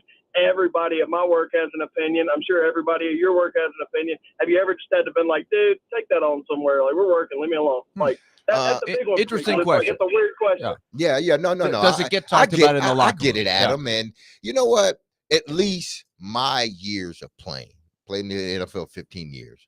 At least my years of playing. Those things didn't enter the locker room. Really? Yeah, because they were divisive things. They could potentially be divisive, just like, religion, even though everyone, they had their beliefs. Guys were not walking around the locker room, just going to every guy talking up their beliefs, right? Because that could be sensitive to other people. So it's like I respect your religion, I respect your political views, but that does nothing for us in the big scheme of things. It only divides us if it becomes sort of talked about all the time. Now, I'm not going to say it wasn't mentioned. Hell, it was mentioned in the locker rooms, when Barack Obama became the first black president. Absolutely, it was mentioned in the locker room, but it wasn't mentioned. That was one of the first exactly. things. I was thinking back to your years and that moment in absolutely, history. Absolutely. So we talked about, but that was a historical moment for the country. I mean, for the world. Hell, right. So it wasn't a sense of separation there. It was, let's talk. We can discuss this because we never thought we were going to see it, and it happened. So that wasn't a divisive sort of topic, but it can become divisive. And in today's climate, anything in regards to politics, it's like people don't know how to talk to people without sort of, if you don't believe what I believe, then I don't like you. Right. You shouldn't have to have a shouting match about it. Exactly. It seems like you can have a discussion. Nobody wants that. Should be healthy. Nobody ever has a discussion. Nobody ever have a discussion about politics or religion. It starts off, but it ends up as an argument of somebody just walking away upset because you don't believe what they believe.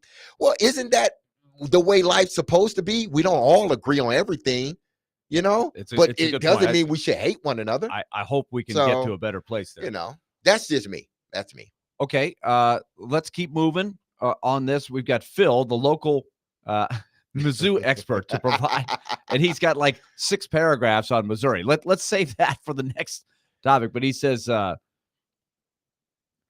I think you just need to read this for your own knowledge here, okay. DMase. We have short on time, so I've got a couple other ones I want to hit here. Mm-hmm. And where is the one? What week of the season, this is Vinny that texts in, what week of the season do you think veterans need the bye week? What week did you prefer having the bye week over the course of the year? Definitely not the beginning of the season. No. Definitely not 4 games into the season. That's what I mean by beginning of the season. I think the optimal time or the best time for a veteran guy is probably middle of the season, somewhere around there. So you want it right in the middle, not towards the end, not towards the end, because maybe you've built up momentum and whatnot, and I know you can build up momentum at, going into the mid part of the season, but it's just something different because you feel you've played all these games and your body needs a rest and is asking for a rest, and then all of a sudden that bye week comes in and it's like, whew, good, we got it. Then you get that bye week. Now you're able to go and press on to the back half of the season. So I think the optimal time would be in the middle of the season. Steve from Rayon City says, ask DMase, if he saw Tom Brady out, would you be on a first name basis? I wouldn't call him Mr. Brady. I call him Tom. And, I'm sure. But I guess if I introduced myself, he would. Okay, yeah, it would just like, Fred you guys Taylor, have helmets on during the season. And we played them enough. Oh, yeah. That you would know, just like you saw. I would hope he knows who you are, especially with his new job. Exactly. He better know a little football history. So, and I'm sure Tom knows a lot of football. It seemed like he was a football savant, knowing a lot of stuff about, the game of football or the NFL in general. But that was just like, Fred Taylor and who else? The whole Pivot podcast, Fred Taylor. Why am I forgetting the safety? I don't know. Ryan Clark and then Chowder. Those 3 guys were out at practice last week. And, I didn't know if Fred Taylor remembered me or not. And I introduced myself. Hey, Fred, what's going on, DMase? She was like, oh, man. She's like, man, you ain't got to introduce yourself. I know. So it's just stuff like that. I wouldn't have. You never hey, assumed, Mr. Taylor, how you doing? No, it's, hey, Fred, what's going on, man? Now, if you saw him, let's just say it's hard to get to him, right? But if this scenario came up and you saw him, would you walk up and want to say hello? Yeah, to Tom Brady? I would. Hey, I respect what I don't like that he went to Michigan. I am you the know worst. That. Sometimes I freeze up sometimes. Like there's somebody that maybe I even know and have met a few times, but sometimes I'm too shy to either. I wouldn't necessarily go out of, like, if he was across the room with another group talking to people, I wouldn't walk over there. I'm like that. Yeah, I it don't would do have that. to be if we're like as close as you and I are, Willie. And I saw sometimes him, I feel like I should do that on? more. Exactly. Though. Like start up a conversation. Yeah, maybe. Yeah, I feel the same way at times, but I'm not gonna see him from across the room and say, "Oh, I got to get over there." I'm not that type of dude. We got to be a little bit closer for me to introduce myself. All right, let's get Joe on the phone line driven by WilsonCountyHyundai.com. Joe. Hey, DMase. I'm sorry to hear about your puppy. I'm wondering how you're handling that. And I lost my companion of 14 years, Mr. Prince Pakovetskin, Schnauzer poodle who's got a little sass and attitude. I'm heartbroken. How are you taking it? Thanks for the call, Joe. Thank you for the call, Joe. I like the name too, because Ovechkin was a little bit, and so obviously his pup was the same. And I'm sorry to hear about your loss as well. But you had your dog for a very long time, and you were able to spend so much time with your family member. I'm starting to get away from calling just say dog, because people look at them as family members, and technically that's what they are. You got to take care of them. You got to be there for them. But it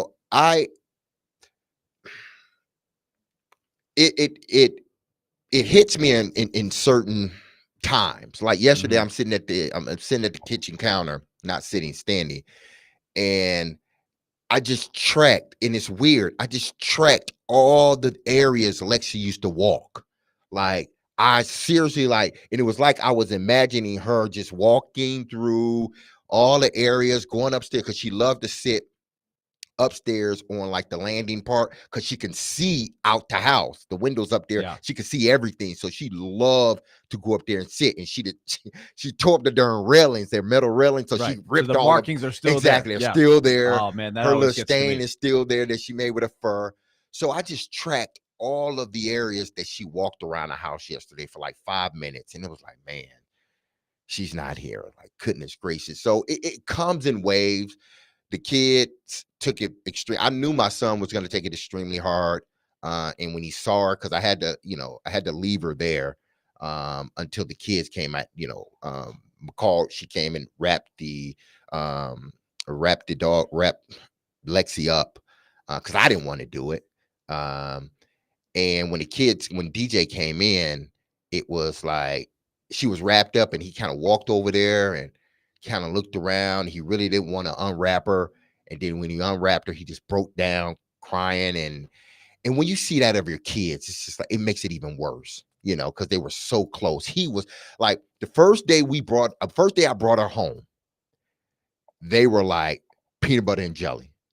Everywhere, literally, Willie and everywhere my son went, she was like telling right behind him. If she didn't see him leave, she would get up, look around, and she'd start walking around like like the places he would go. Like, where's he at? Where's he at? And then she finally gets to where he's at, and she'd just sit down. She would wait outside the bathroom. When he was in the bathroom, she'll wait outside the bathroom. Just wait for him until he came out. So, to see that, and then see my daughter come in right after my son, and she starts breaking down.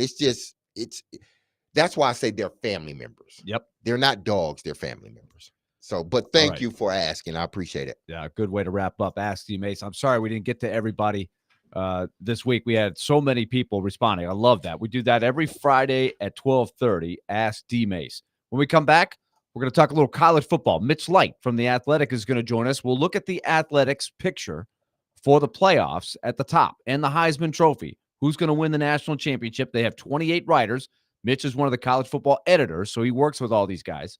And we're going to put it all together. What does The Athletic think of the college football season? Stay tuned. We're coming back with hour number 3 of Willy and DMase.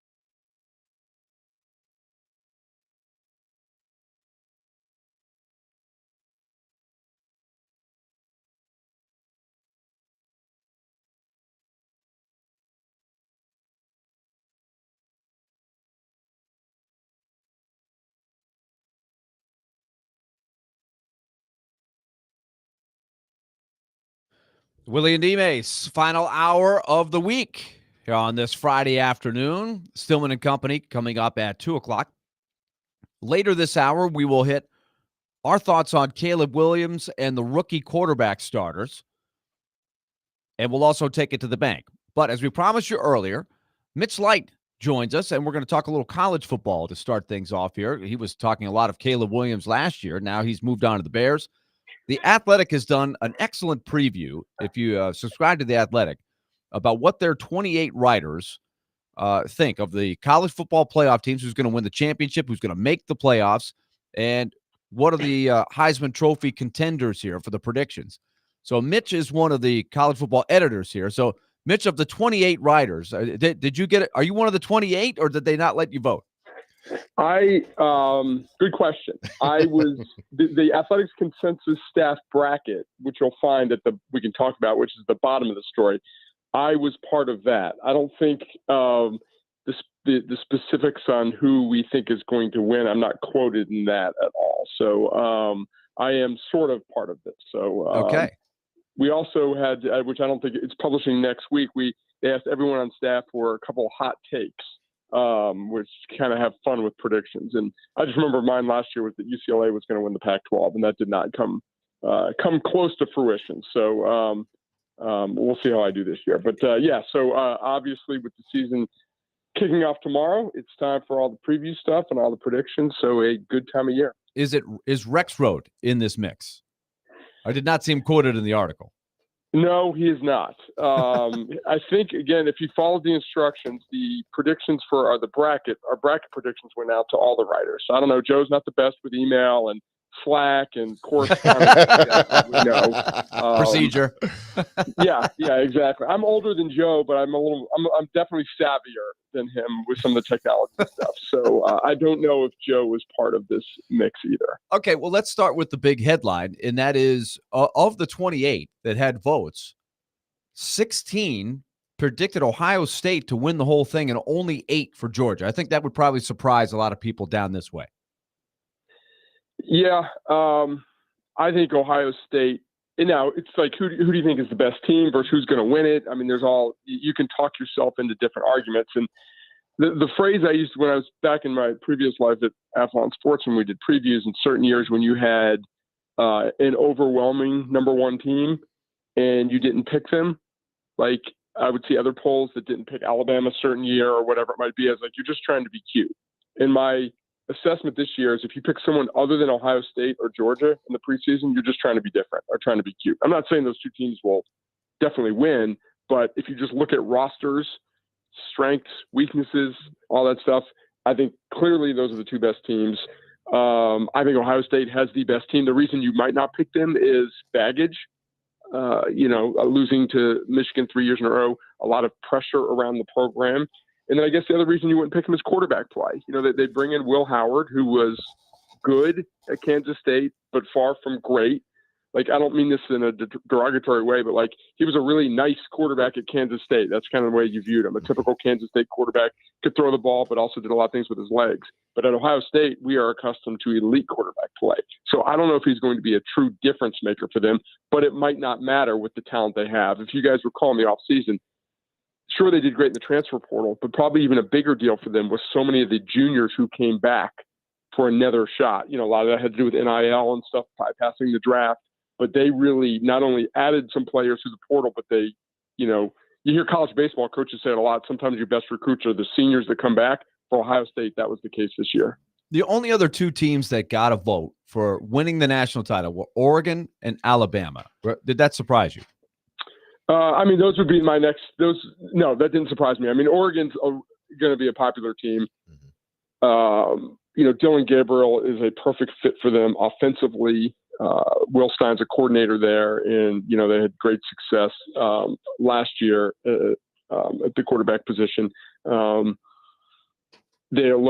thing I think is a misconception about Oregon as they transition to the Big Ten. Like, this isn't mid-2000s Oregon, kind of a fun team just throws it all around. They have recruited very well in the trenches.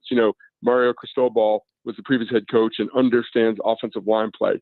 So that was an area of emphasis, and Dan Lang has kept that up. So expect this team to be weak in the trenches or get pushed around by some of the top teams in the Big Ten. I think they are legit. In Alabama, I'm just a huge Kalen DeBoer fan. I've followed his career ever since he was in Indiana as the offensive coordinator. You guys done nothing but win at a very high level, and obviously he's inherited a lot of talent there, and I think he's going to do really good things with Jalen Milroe. So, again, Ohio State and Georgia to me are the easy picks. If you can't pick those two, very good, strong arguments for Oregon and Alabama. We're talking with Mitch Light of The Athletic, talking college football. Now, Mitch, one team that, many people are talking about, maybe not Michigan so State, because, right? of course, we always talk about Michigan State over here, and everybody always talk about Michigan State. I think they had Michigan State winning a national championship, but that may be in a bracket that I saw like a long time ago, a while ago. Yeah, East Nashville, East Lansing blogger, the East Lansing Ledger. I think that's where it was from. Sorry to hijack the conversation. No, you're fine, Mitch. But Missouri, Willie and I, we got a question about Missouri early in the show, and Willie and I were talking about Missouri. And I look at Missouri as, I think they will benefit a lot from their schedule. They do have their quarterback returning and their top two receivers returning. But beyond that, I know they had some transfers come in. But where do you see Missouri? Because they have a very, as of now, if you're ranking their schedule, it's not a daunting schedule whatsoever. Right, especially for playing in the SEC. I think Missouri is a very interesting team. Now, they were very good last year. You know, in the SEC, it's hard to get a cheap 10-2. Some years you can look at it and say, oh, you didn't really beat anyone. But Missouri was legit good last year. Their losses, the LSU game at home is a 10-point loss on paper, but I think they were up with 3 minutes to go. And then Georgia, they played Georgia as well as anyone down in Athens. So they're legit. Brady Cook is obviously very good. Luther Burden is really fun. And I've made this point many times. It's kind of cool when it's a program like Missouri that doesn't get a lot of 5 stars. When they get one and he's awesome, it's good. I mean, that's master of the obvious there, but programs like Georgia and Alabama, they can survive if they get some 5 stars that don't pan out. When Missouri gets a 5-star, especially a local kid from East St. Louis, and he's good, it's just I think it's good for college football. I think the psychology of Missouri is going to be interesting. I'll kind of throw Ole Miss into this group, and maybe I'm putting too much stock into it. But previous years, when you had a team like this getting a lot of buzz that usually isn't in this position, internally, they're probably thinking, oh, we can make the 4-team playoff. But externally, there's not, if this were last year, there wouldn't be a lot of expectations for Missouri to make the college football playoff with 4 teams. This year, with their national rank and their schedule, there's a lot of pressure. And I'm just curious, how will they handle that pressure? It comes from internally, it comes externally, people talking about them. So that to me, and again, I'll throw Ole Miss into that group, even though they're ranked a little bit higher. I just how will they deal with those expectations? But as far as the product on the field, they're very, very good. Now, Cody Schrader was so good at running back for them last year and such kind of a leader. So, usually teams can find a running back especially when you're good elsewhere, when you can throw the ball. But I'll be interested to see how much they miss Schrader running the ball. Now, out of these top 4 teams that the Athletic have listed as, first 4 in, or the teams that will get a bye that first week, Ohio State, Utah, Georgia, and Florida State. Is Utah the one team that you look at that may not make it? The one team in that bracket that you think will not make it? Is it a Utah? So that opens up a really interesting thing that I honestly, until I looked at the bracket, Mitch, I had not thought about this factor. Yeah, well, for those fans that haven't followed that closely, the top 4 conference champions get the top 4 seeds. That's basically why Utah is in there, right? Yeah. So I forgot, you published a lot of brackets. We've had different writers, and I try not to look at the comments section too much, and I'd like to think that we've got pretty good commenters for the most part, but people say dumb things everywhere. And the first one was including on this show. Exactly. No way is Utah. And our writer was very polite and said, well, they, if they win the Big 12, they're going to be the 4 seed. So yeah, it's an interesting dynamic that a team like Utah might either be 4th or out. It's just kind of your theory. Do you think 2 Big 12 teams are going to get in? So if Utah finishes 2nd, let's say to Kansas State, but they're 10-2, okay, they might get in as the 11th seed or something like that. But I'm in general fascinated by the Big 12. just do yourself a favor, if you're a college football fan, look at the 16-team Big 12 and try to figure out, like we might do a story on this, over the next 5 years, like rank 1 through 16 for most conference wins. Like, I'm not kidding. When you can make a rational argument for all 16 teams, like, could be the best program over the next 5 years. You can't do that in the other leagues. There's just too much of a hierarchy, established hierarchy. I think the Big 12 is just like Utah's probably the best program. Kansas State's been good in recent years. People love Texas Tech's potential, TCU's potential. Baylor has proven to be elite under different coaches. UCF has a lot of potential. So I just love that league. But Derek, to specifically answer your question, Utah is my personal pick to win the Big 12, and obviously our staff pick since we have them fourth. But yeah, I could clearly see them missing out on the playoffs. We're talking with Mitch Light of The Athletic, discussing college football and their rankings in the playoffs. Now, Mitch, with that being said, what is one scenario that you believe can sort of turn this thing into a frenzy? That's a good question. I think the debates are going to be weighing that fourth, fifth SEC team, that 9-3 SEC team, or Big Ten for that matter, against an ACC or Big 12 team that's 10-2, but doesn't have the quality wins. I think too many people are pre-programmed in college football just to look at overall record and kind of create your hierarchy there. Because, for instance, we talked about schedules, Derek. A 10-2 Missouri team or a 9-3 Missouri team might not deserve to get in. They might not have the wins. But let's say Georgia, for whatever reason, has some injuries and they stumble a little bit. Well, look at their schedule. They play at Alabama. They play at Ole Miss. And they play at Missouri. They have another really tough road game, maybe at Texas. That's it. So, like, that schedule is going to be a bear. So, like, even an 8-4 Georgia team could be more deserving of a 10-2 team. So I think that's going to be the upheaval, or if that's not the right word, at the end of the year, the debates trying to balance. And Stu Mandel, my colleague, made this point on his podcast with Bruce Feldman earlier. Like, we used to think of Power 5 versus Group of 5 as like the delineation. Now it's Big 10 SEC gap, ACC Big 12 gap, then Group of 5. So to me, that's going to be the storyline throughout the year. Mitch, another question about the bracket, because, in the NCAA tournament bracket, they try to separate teams from the same league, right? So they're not playing in the second round, or especially not in the first round. I notice in the bracket, you guys have Georgia as the 2 seed, the presumed SEC champion. And then Alabama, if they were to win the first game against Ole Miss, obviously it's going to be SEC versus SEC in the second round. Is that something that the committee has talked about at all, is strategizing? Because I'm looking at the other bracket where Utah's the 4 seed, and they, in your bracket, would play the winner of Oregon and Memphis.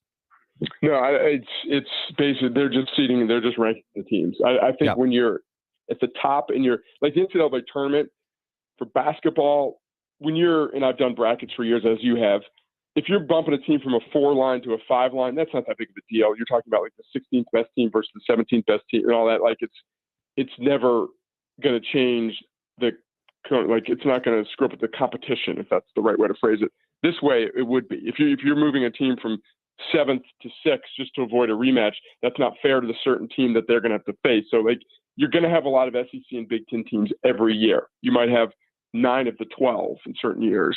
So it's unavoidable. And so there's going to be some, there's going to be some great, like Alabama in our bracket right now, Alabama, Ole Miss, great. They've been played every year forever, and they could play in the first round of the playoff. What's interesting, the other thought I had is, if you look at this, what would be discussed on a show like this and all around the Southeast would be if the political ramifications, if you had 3 SEC teams and they're all basically in the same half of the bracket, it would ensure that no more than one SEC team even got to the semifinal, right? And you would have SEC fans squawking and saying, "Wait a minute, we've got the 3 best teams." Like, you can think about what that debate would be like. Yeah, and we're going to overreact to the way the bracket comes out. Like, we had 10 years of data for the 14 bracket, and there's only 4 teams. Like, every year we're going to get more information and figure out how the committee does it. But hey, the committee, the makeup of the committee changes too. It's just we talk about like the bracket and the committee, like it's made up of individuals, and it's just different people that value different things on committees. And so, I think in 3 or 4 years, we'll get more of an understanding of how the committee reacts. But again, it changes. So there's no way to figure that out. But to your point, I think that, same thing could happen with Big Ten schools. It's like, you know what? It's just deal with it. That's what happens when you're a good conference and you get 5 teams in. Now, this may upset Tennessee fans, but, hey, you got to get over it, and you should have gotten over it a long time ago.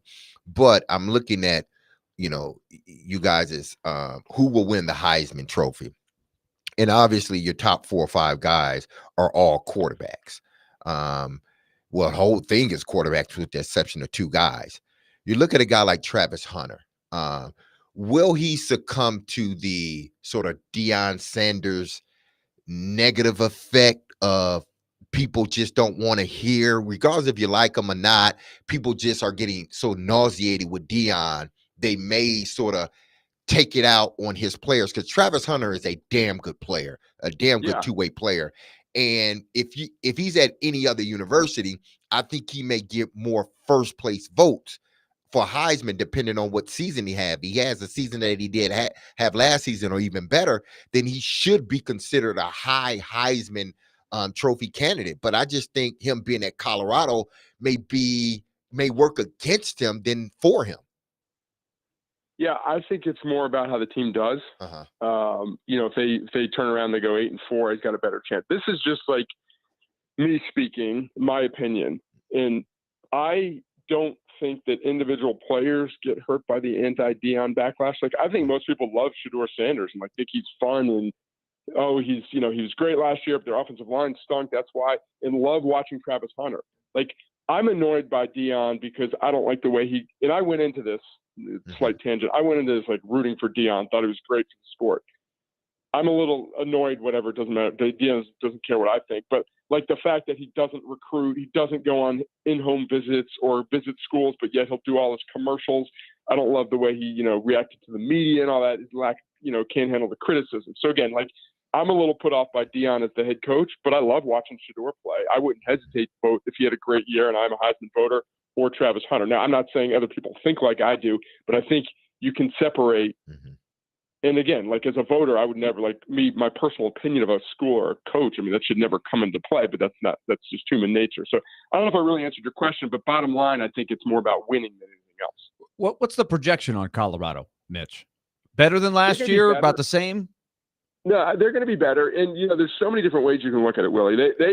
Colorado 2 years ago was one of the worst Power 5 teams the past decade. Like, margin of victory, competitiveness, they were just horrendous. So, like, if Colorado was a victim almost of the early season success and the hype that we were all guilty of. Like, I was shocked they beat TCU. It was really fun early, and then they kind of, the real team showed out.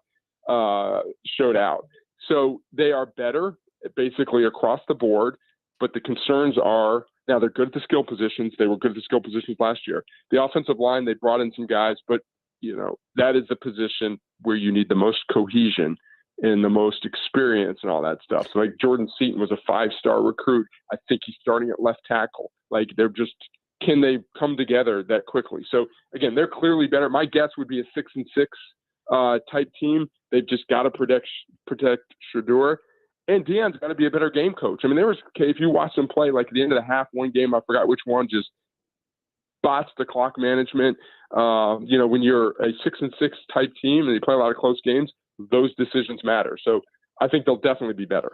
Well, the only reason I brought up the UT thing and them being upset because, we went through this over 20 years ago with Woodson winning it. Yeah, the two-way factor. Yeah, and it's like, why didn't Peyton win it? Maybe there was some fatigue, the whole Peyton Manning fatigue back then. I don't know, but did it hurt Peyton or did it help Peyton? Picking at the old wound right now. There's a lot of Tennessee.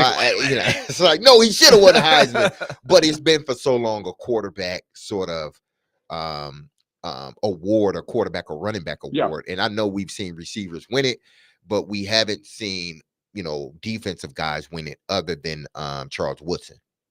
Yeah, and I mean, in the last 10 years, I think at Alabama. I'm drawing like on the six. Smith, Devontae Smith is the only non-quarterback. So it's got to be a perfect storm of Colorado doing well, maybe no quarterback really showing out. I think Dylan Gabriel is, I think he's the betting favorite. He's going to put up monster stats. So if Oregon has a good year. So, yeah, I mean, he is a guy that we're all programmed in football. Like, you play offense or you play defense. So when someone does something out of the ordinary like that, and they're so good, and let's remember, he was the number one recruit in the country 3 years ago, and he went to Jackson State, was committed to Florida State at one point. So it's not like we haven't heard about this guy. We've known he just happened to play at Jackson State for 1 year, but we've known about him for years. So, Mitch, we got a game on Saturday, Florida State, Georgia Tech. Are you ready? I'm very excited about that game. Should be a good one. I mean, Georgia Tech over in Dublin. So good quarterback in Haynes King at Georgia Tech. So, yeah, should be a fun one, 11 o'clock. I am very much looking forward to it. Oh, very. So, Florida State easy in that one? I don't think so. No? Like I said, Georgia Tech was good, better than expected last year. Brent Key's done a good job. They've got a good quarterback. Jamal Haynes, a very good running back, good running game there. Florida State, DJU, first game as a quarterback there. They lost a lot at wide receiver. They're very good on the defensive line. I mean, I think Florida State would win, but wouldn't be surprised if it's a close game or if Georgia Tech pulls off the upset. Mitch, great stuff. Looking forward to chatting with you throughout the season, and we'll talk to you soon. All right. Sounds good, guys. Take care. All right. Mitch Light from The Athletic. Check out their college football preview. They got great college football coverage overall. Tennessee, by the way, did not get into the bracket in theirs. They did have 4 votes out of the 28, same as Missouri. Sort of a chance to make the playoffs, but did not make the bracket. They had Ole Miss, Alabama as at-larges, and Georgia as the league champion. Ohio State, Penn State, Notre Dame, Utah, Florida State, Texas, Clemson. I should say Texas SEC. So that's the 4th. I still got to get used to that. And so that is the field of 12. But check it out on the website, and you can see it more. Just looking at a bracket, it gets a lot of wheels turning. I'm getting psyched up for the college season. Stay tuned. We'll yo-yo back to the NFL. We'll talk Caleb Williams next on the show.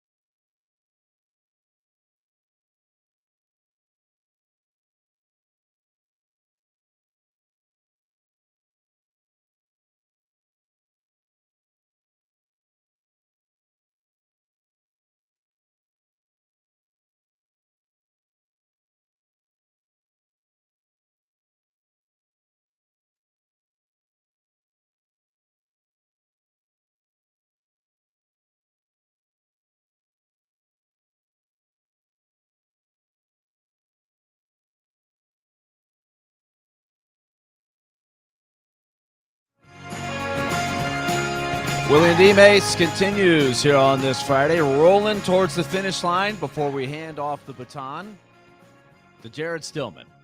And I have to say, I'm reminded when I'm thinking of handing off the baton, a hilarious skit that they did for the Olympics. Did you see Kevin Hart and, man, why am I blanking? The SNL guy, that they were doing like a comedy skit each night, some of the funny parts that were going on in the Olympics. But I couldn't tell you, Willie.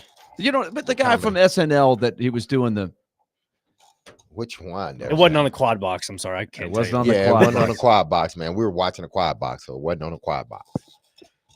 I will get the name here in a moment, but they did a great bit. Go to our Texas. They know. Oh, it's Kenan Thompson. That's who it is. I just couldn't picture the name. Thompson, yes, yeah. Kenan Thompson. Kenan Thompson and Kevin Hart had this whole bit on just pass the stick. Just hand. It can't be that hard. Just hand. They did it all before the race, and then of course they completely botched the race again with the baton in the 4x100. It was awful. Was it the men? Or it was the men. It was the men. The women were fine. Yeah, the women won the broke thing. a record. Easy. Yeah, they blew everybody away. Man, it's just like, dude, what are y'all doing? That's what their point was. Like, it can't be this hard. Just hand it up. Look, we just did it right there. Like it was really well done. Those two, they have to be cackling. And of course, as you're watching this, you already know what happened because you and I were watching it on the show. We're like, what is going on? They completely messed it up. So we will pass the baton to Jared, hopefully without mixing it up at 2:00. So let's talk rookie quarterbacks here, because we already know with Bo Nix being named the starter earlier this week, we know that Bo Nix, Caleb Williams, and Jaden Daniels will start week 1 for their teams. There may be a Drake May in there somewhere down the road. We're not sure. He's still sort of competing, and maybe the signs are that they are leaning that way. But it got me thinking, and I was listening to the GM Shuffle with Michael Lombardi, always compelling stuff. And so I want to hit DMase with the question of which of the 3 do you think has got the best chance for success in their first year? And it's really interesting for the Titans because Caleb Williams is the opponent in week 1. You get him in his very, very first game. But Lombardi had some interesting thoughts on why he thinks Bo Nix is actually the best positioned to succeed of the 3, but he also had some intriguing positions on Caleb Williams. Let's listen. It's not even close. It's Bo Nix because the head coach is calling it, and he's crafting the defense and the special teams around the quarterback. He's going to manage it. The other 2 are subcontractors. Look, Shane Waldron has to feed a monster. He's got a monster to feed in terms of the passing game. Got to get the ball to DJ Moore. Got to get the ball to Keenan Allen. Got to get the ball to Rome Odunze. Got to get the ball to Cole Kmet. Got to get the ball to Swift. And an offensive line that is going to struggle to run block. They're going to be an 11 personnel team. It's going to put a lot of pressure on the quarterback. It's going to ask him to do a lot of things that are very challenging at the line of scrimmage for a young player. And it's going to create some confusion, and it's going to be a problem. Now, I think Caleb Williams will be a good player, but until the Bears improve the Bears are a Madden team. They're really good at skill. They just don't have an offensive line. They play in Chicago, cold weather, rain, sleet, snow, wind. They're not built for that. They really aren't. They're not physical enough up front in either line. Okay, so that's Michael Lombardi, and he talked about the Bears as a collection of a lot of talent, but tough to put all the pieces together, which will make it tough on Caleb Williams. And if you listen to the whole podcast, he goes into a lot of detail on why he thinks Nix will do fairly well. Doesn't think they're going to light it up or anything, but they think that Nix will have a good year. He likes quite a bit of Daniels, but he thinks that Nix will be the most successful of the 3. Do you agree? I don't know. Listen, I understand where he's coming from the standpoint of you have how do you pronounce the Chicago Bears coach? Eberflus. Matt Eberflus. Yeah, Eberflus. You have Eberflus, and no one thinks that he's, this wizard of a play caller. So I understand from that standpoint. You got more Sean Payton, who's more established, has won a Super Bowl, has, led, top-ranked offenses, albeit, Drew Brees was his quarterback, but yet and still, he still led, his team from an offensive standpoint, being one of the top-ranked offenses under, when Brees and Peyton were together. in New Orleans. So I understand what he's saying when he says, well, this other guy is just a rental or he a subcontractor, and Sean Payton he's the guy that's sort of building his team around the quarterback. He's building the offense, he's building the defense, especially everything around what the quarterback skill set is. I get that part. But, football comes down to players, playmakers. I mean, you can be a hell of a play caller, but if you don't have playmakers, you can only get so far. Matt Eberflus, is that how you pronounce his name? I'm close. Eberflus, I think. Eberflus. He's not considered a top-notch offensive mind. There were some that thought he would not come back. Exactly. They thought they should have went and got another coach, whether it was Bill Belichick or somebody else that they thought they should have went in, getting a new quarterback, get a more of an established offensive-minded guy. But again, I still think it boils down to players. You put your players in the best position to succeed, but then ultimately the player has to, show that he's worthy. And I look at, the Chicago Bears and what they have done from an offensive standpoint, and he's right. I mean, they are sort of a Madden team, but even Madden teams have great defenses if you play it right. You see what I'm saying? So I'm looking at their depth chart, and I'm looking at the players that they brought in. The offensive line, I'm not sure about. But when you have a quarterback, sort of like Patrick Mahomes, sort of like Joe Burrow, Jackson, quarterbacks that can move around in a pocket, they sort of negate just a little bit that ineptness of the offensive line because they can move around in a pocket. They can get out of certain situations. And I just look at his talent. And yes, they are a Madden team, but man, they got hell of a talent out there. You start first at the receiver position. DJ Moore, who's been 1,000-yard receiver, and he's continuing to ascend. You got Keenan Allen, who, when he's healthy, one of the best pass catchers in the National Football League. And then you got Romadunze, who's a rookie that many believe will be one of the top rookies in the National Football League. So you have all that. Then you got Devontae Swift. You brought in he was with the Eagles last year, I believe. You brought him in. You have an offense that you believe in your mind that can score points. Your defense is good. It's not great, but it's good. You got a good corner, really good corner, young corner. You got some defensive linemen that can play. So to me, I still think Caleb Williams is in the best position when you're talking personnel-wise. I'm not talking head coach. He's right about the head coach.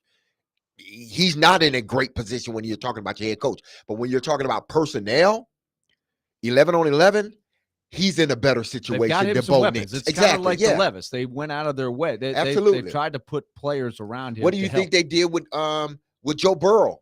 His second year, after he got hurt, he came back. What did they do? They surrounded him with playmakers. Their offensive line still wasn't good. They still gave up a bunch of sacks, but we surround him with playmakers. They were a Madden team.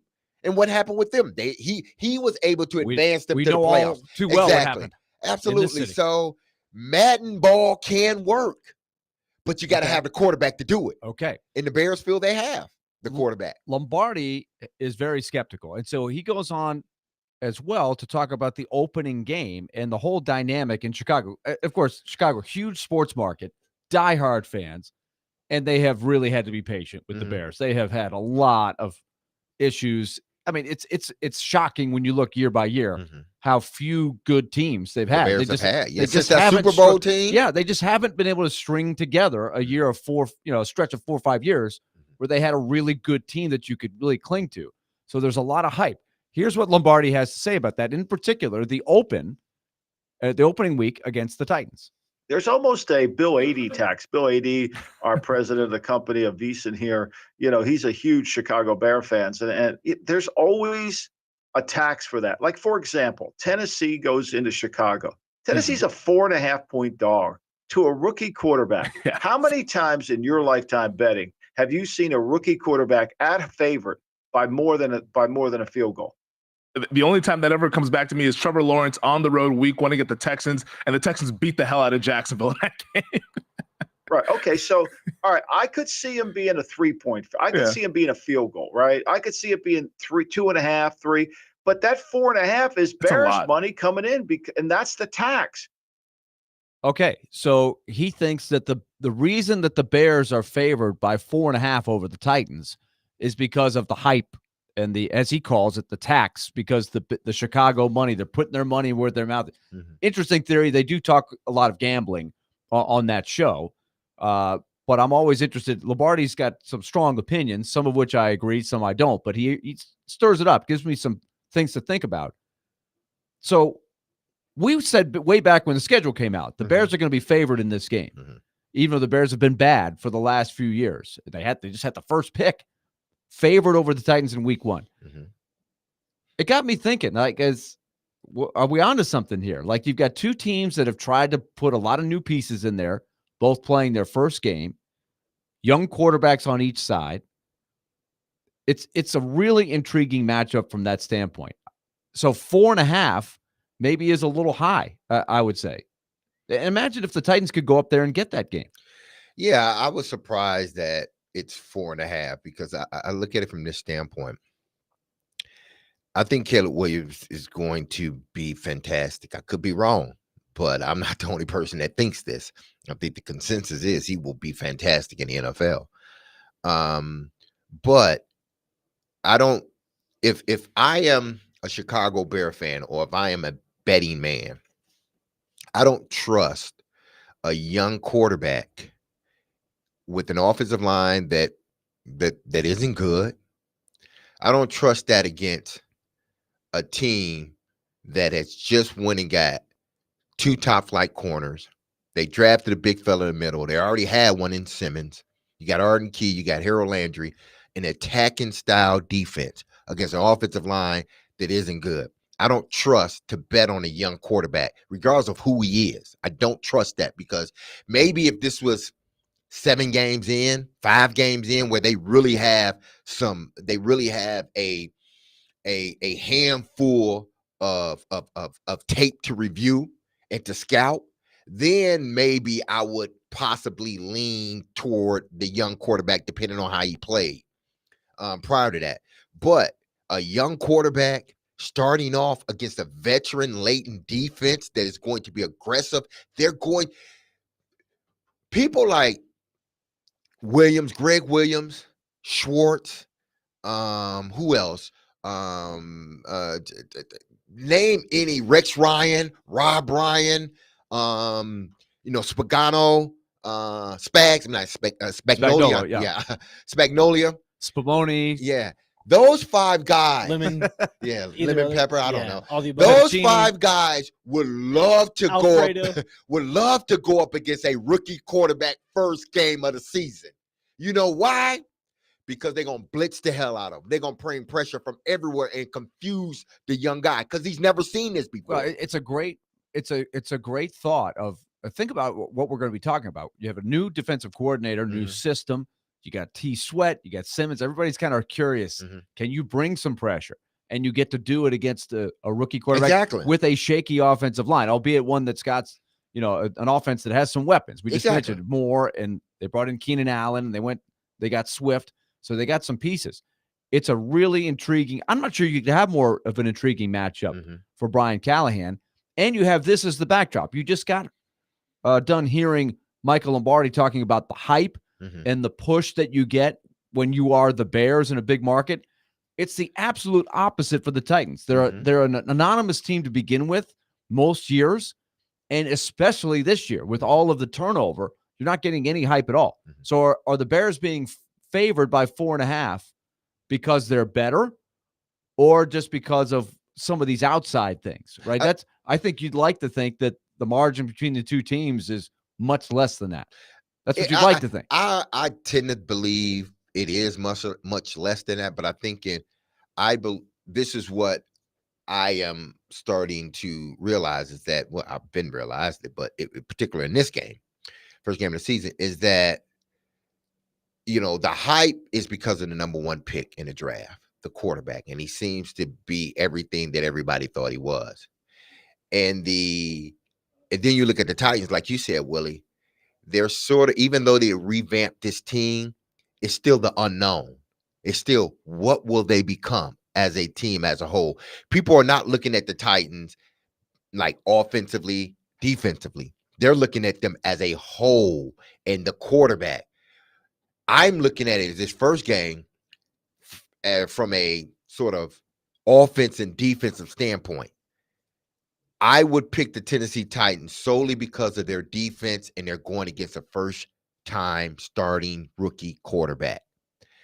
You may think you know what it looks like when people bring pressure, but you don't know, because once you get in that game, you're gonna be like Sam Darnold after a while if you don't get it right, seeing ghosts, because they will bring pressure. If they feel you can't handle it the first couple of times, you know what they're gonna do? Keep sending it. Could go a long way to a victory in Brian Callahan's first game. Just scratching the surface on talking about that matchup. First, we got to get through this weekend and the cuts and everything like that. When we come back, we'll have our Take It to the Bank segment to finish off the show here on 102.5 The Game.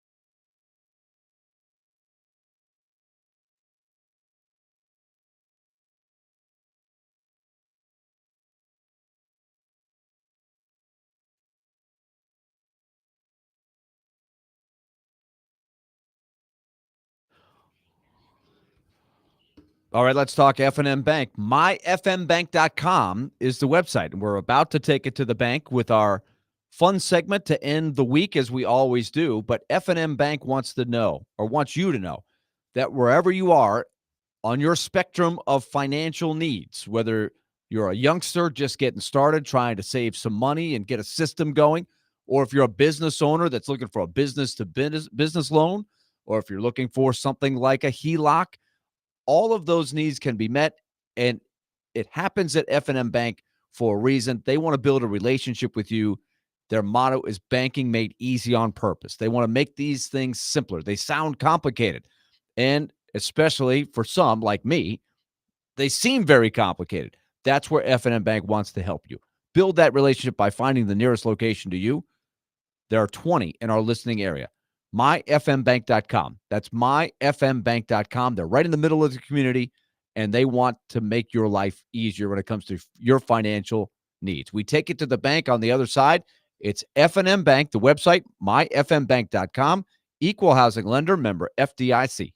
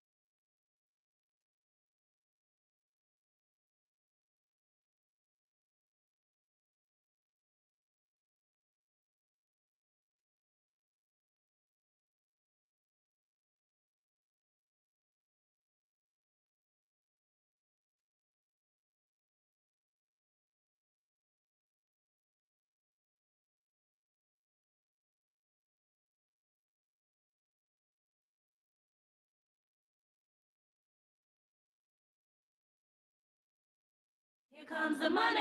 And you can take that to the bank. Here comes the money. Money, money, money, money, money, money. Ching, ching, bling, bling, cut the chatter. You ain't talking money, then you're talking no matter. Ching, ching, bling, bling, patent pockets. Okay, time to take it to the bank.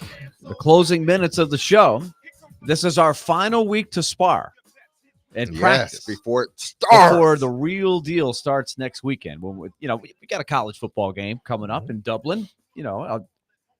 A couple summers ago, I got to go to Ireland, so I saw that stadium. I didn't see a college football game there, but it's a beautiful stadium. And Dublin, Ireland, I could not say enough great things about it. I had an absolute blast touring the country with my family there. So that was really cool. So Florida State plays Georgia Tech. We've got the preseason finale this week. So we've got a lot to practice here as we make some predictions for the week. So, Nick, why don't you start us off here? Okay. I will take the SMU Ponies, Mustangs, that is, to win by 21 or more points. I think that's pretty valid to say. So I'm going to take that. I'm also taking the Cardinals to win this weekend, and all three of the games going for a full sweep. A full sweep? Full sweep. And who are they playing? That I don't know. I know I should know You're this, just going to say they're going to sweep. You don't even know they're playing. I'm that confident. They're coming off a Milwaukee Brewers win yesterday, so I'm going to go for that. So we're going to go Alec Burleson, home run. That's where I'm going. But that's what I'm liking. Blind believer in his team. DMase. Oh, wow. Okay, I'm going to go with baseball, as you know. The Tigers got the White Sox this weekend. It seems like they play them quite a bit here in the next 4 days, next week or so. So I'm taking a series. I got the Tigers winning the series against the Sox. Okay. That's what I'm gonna go with that.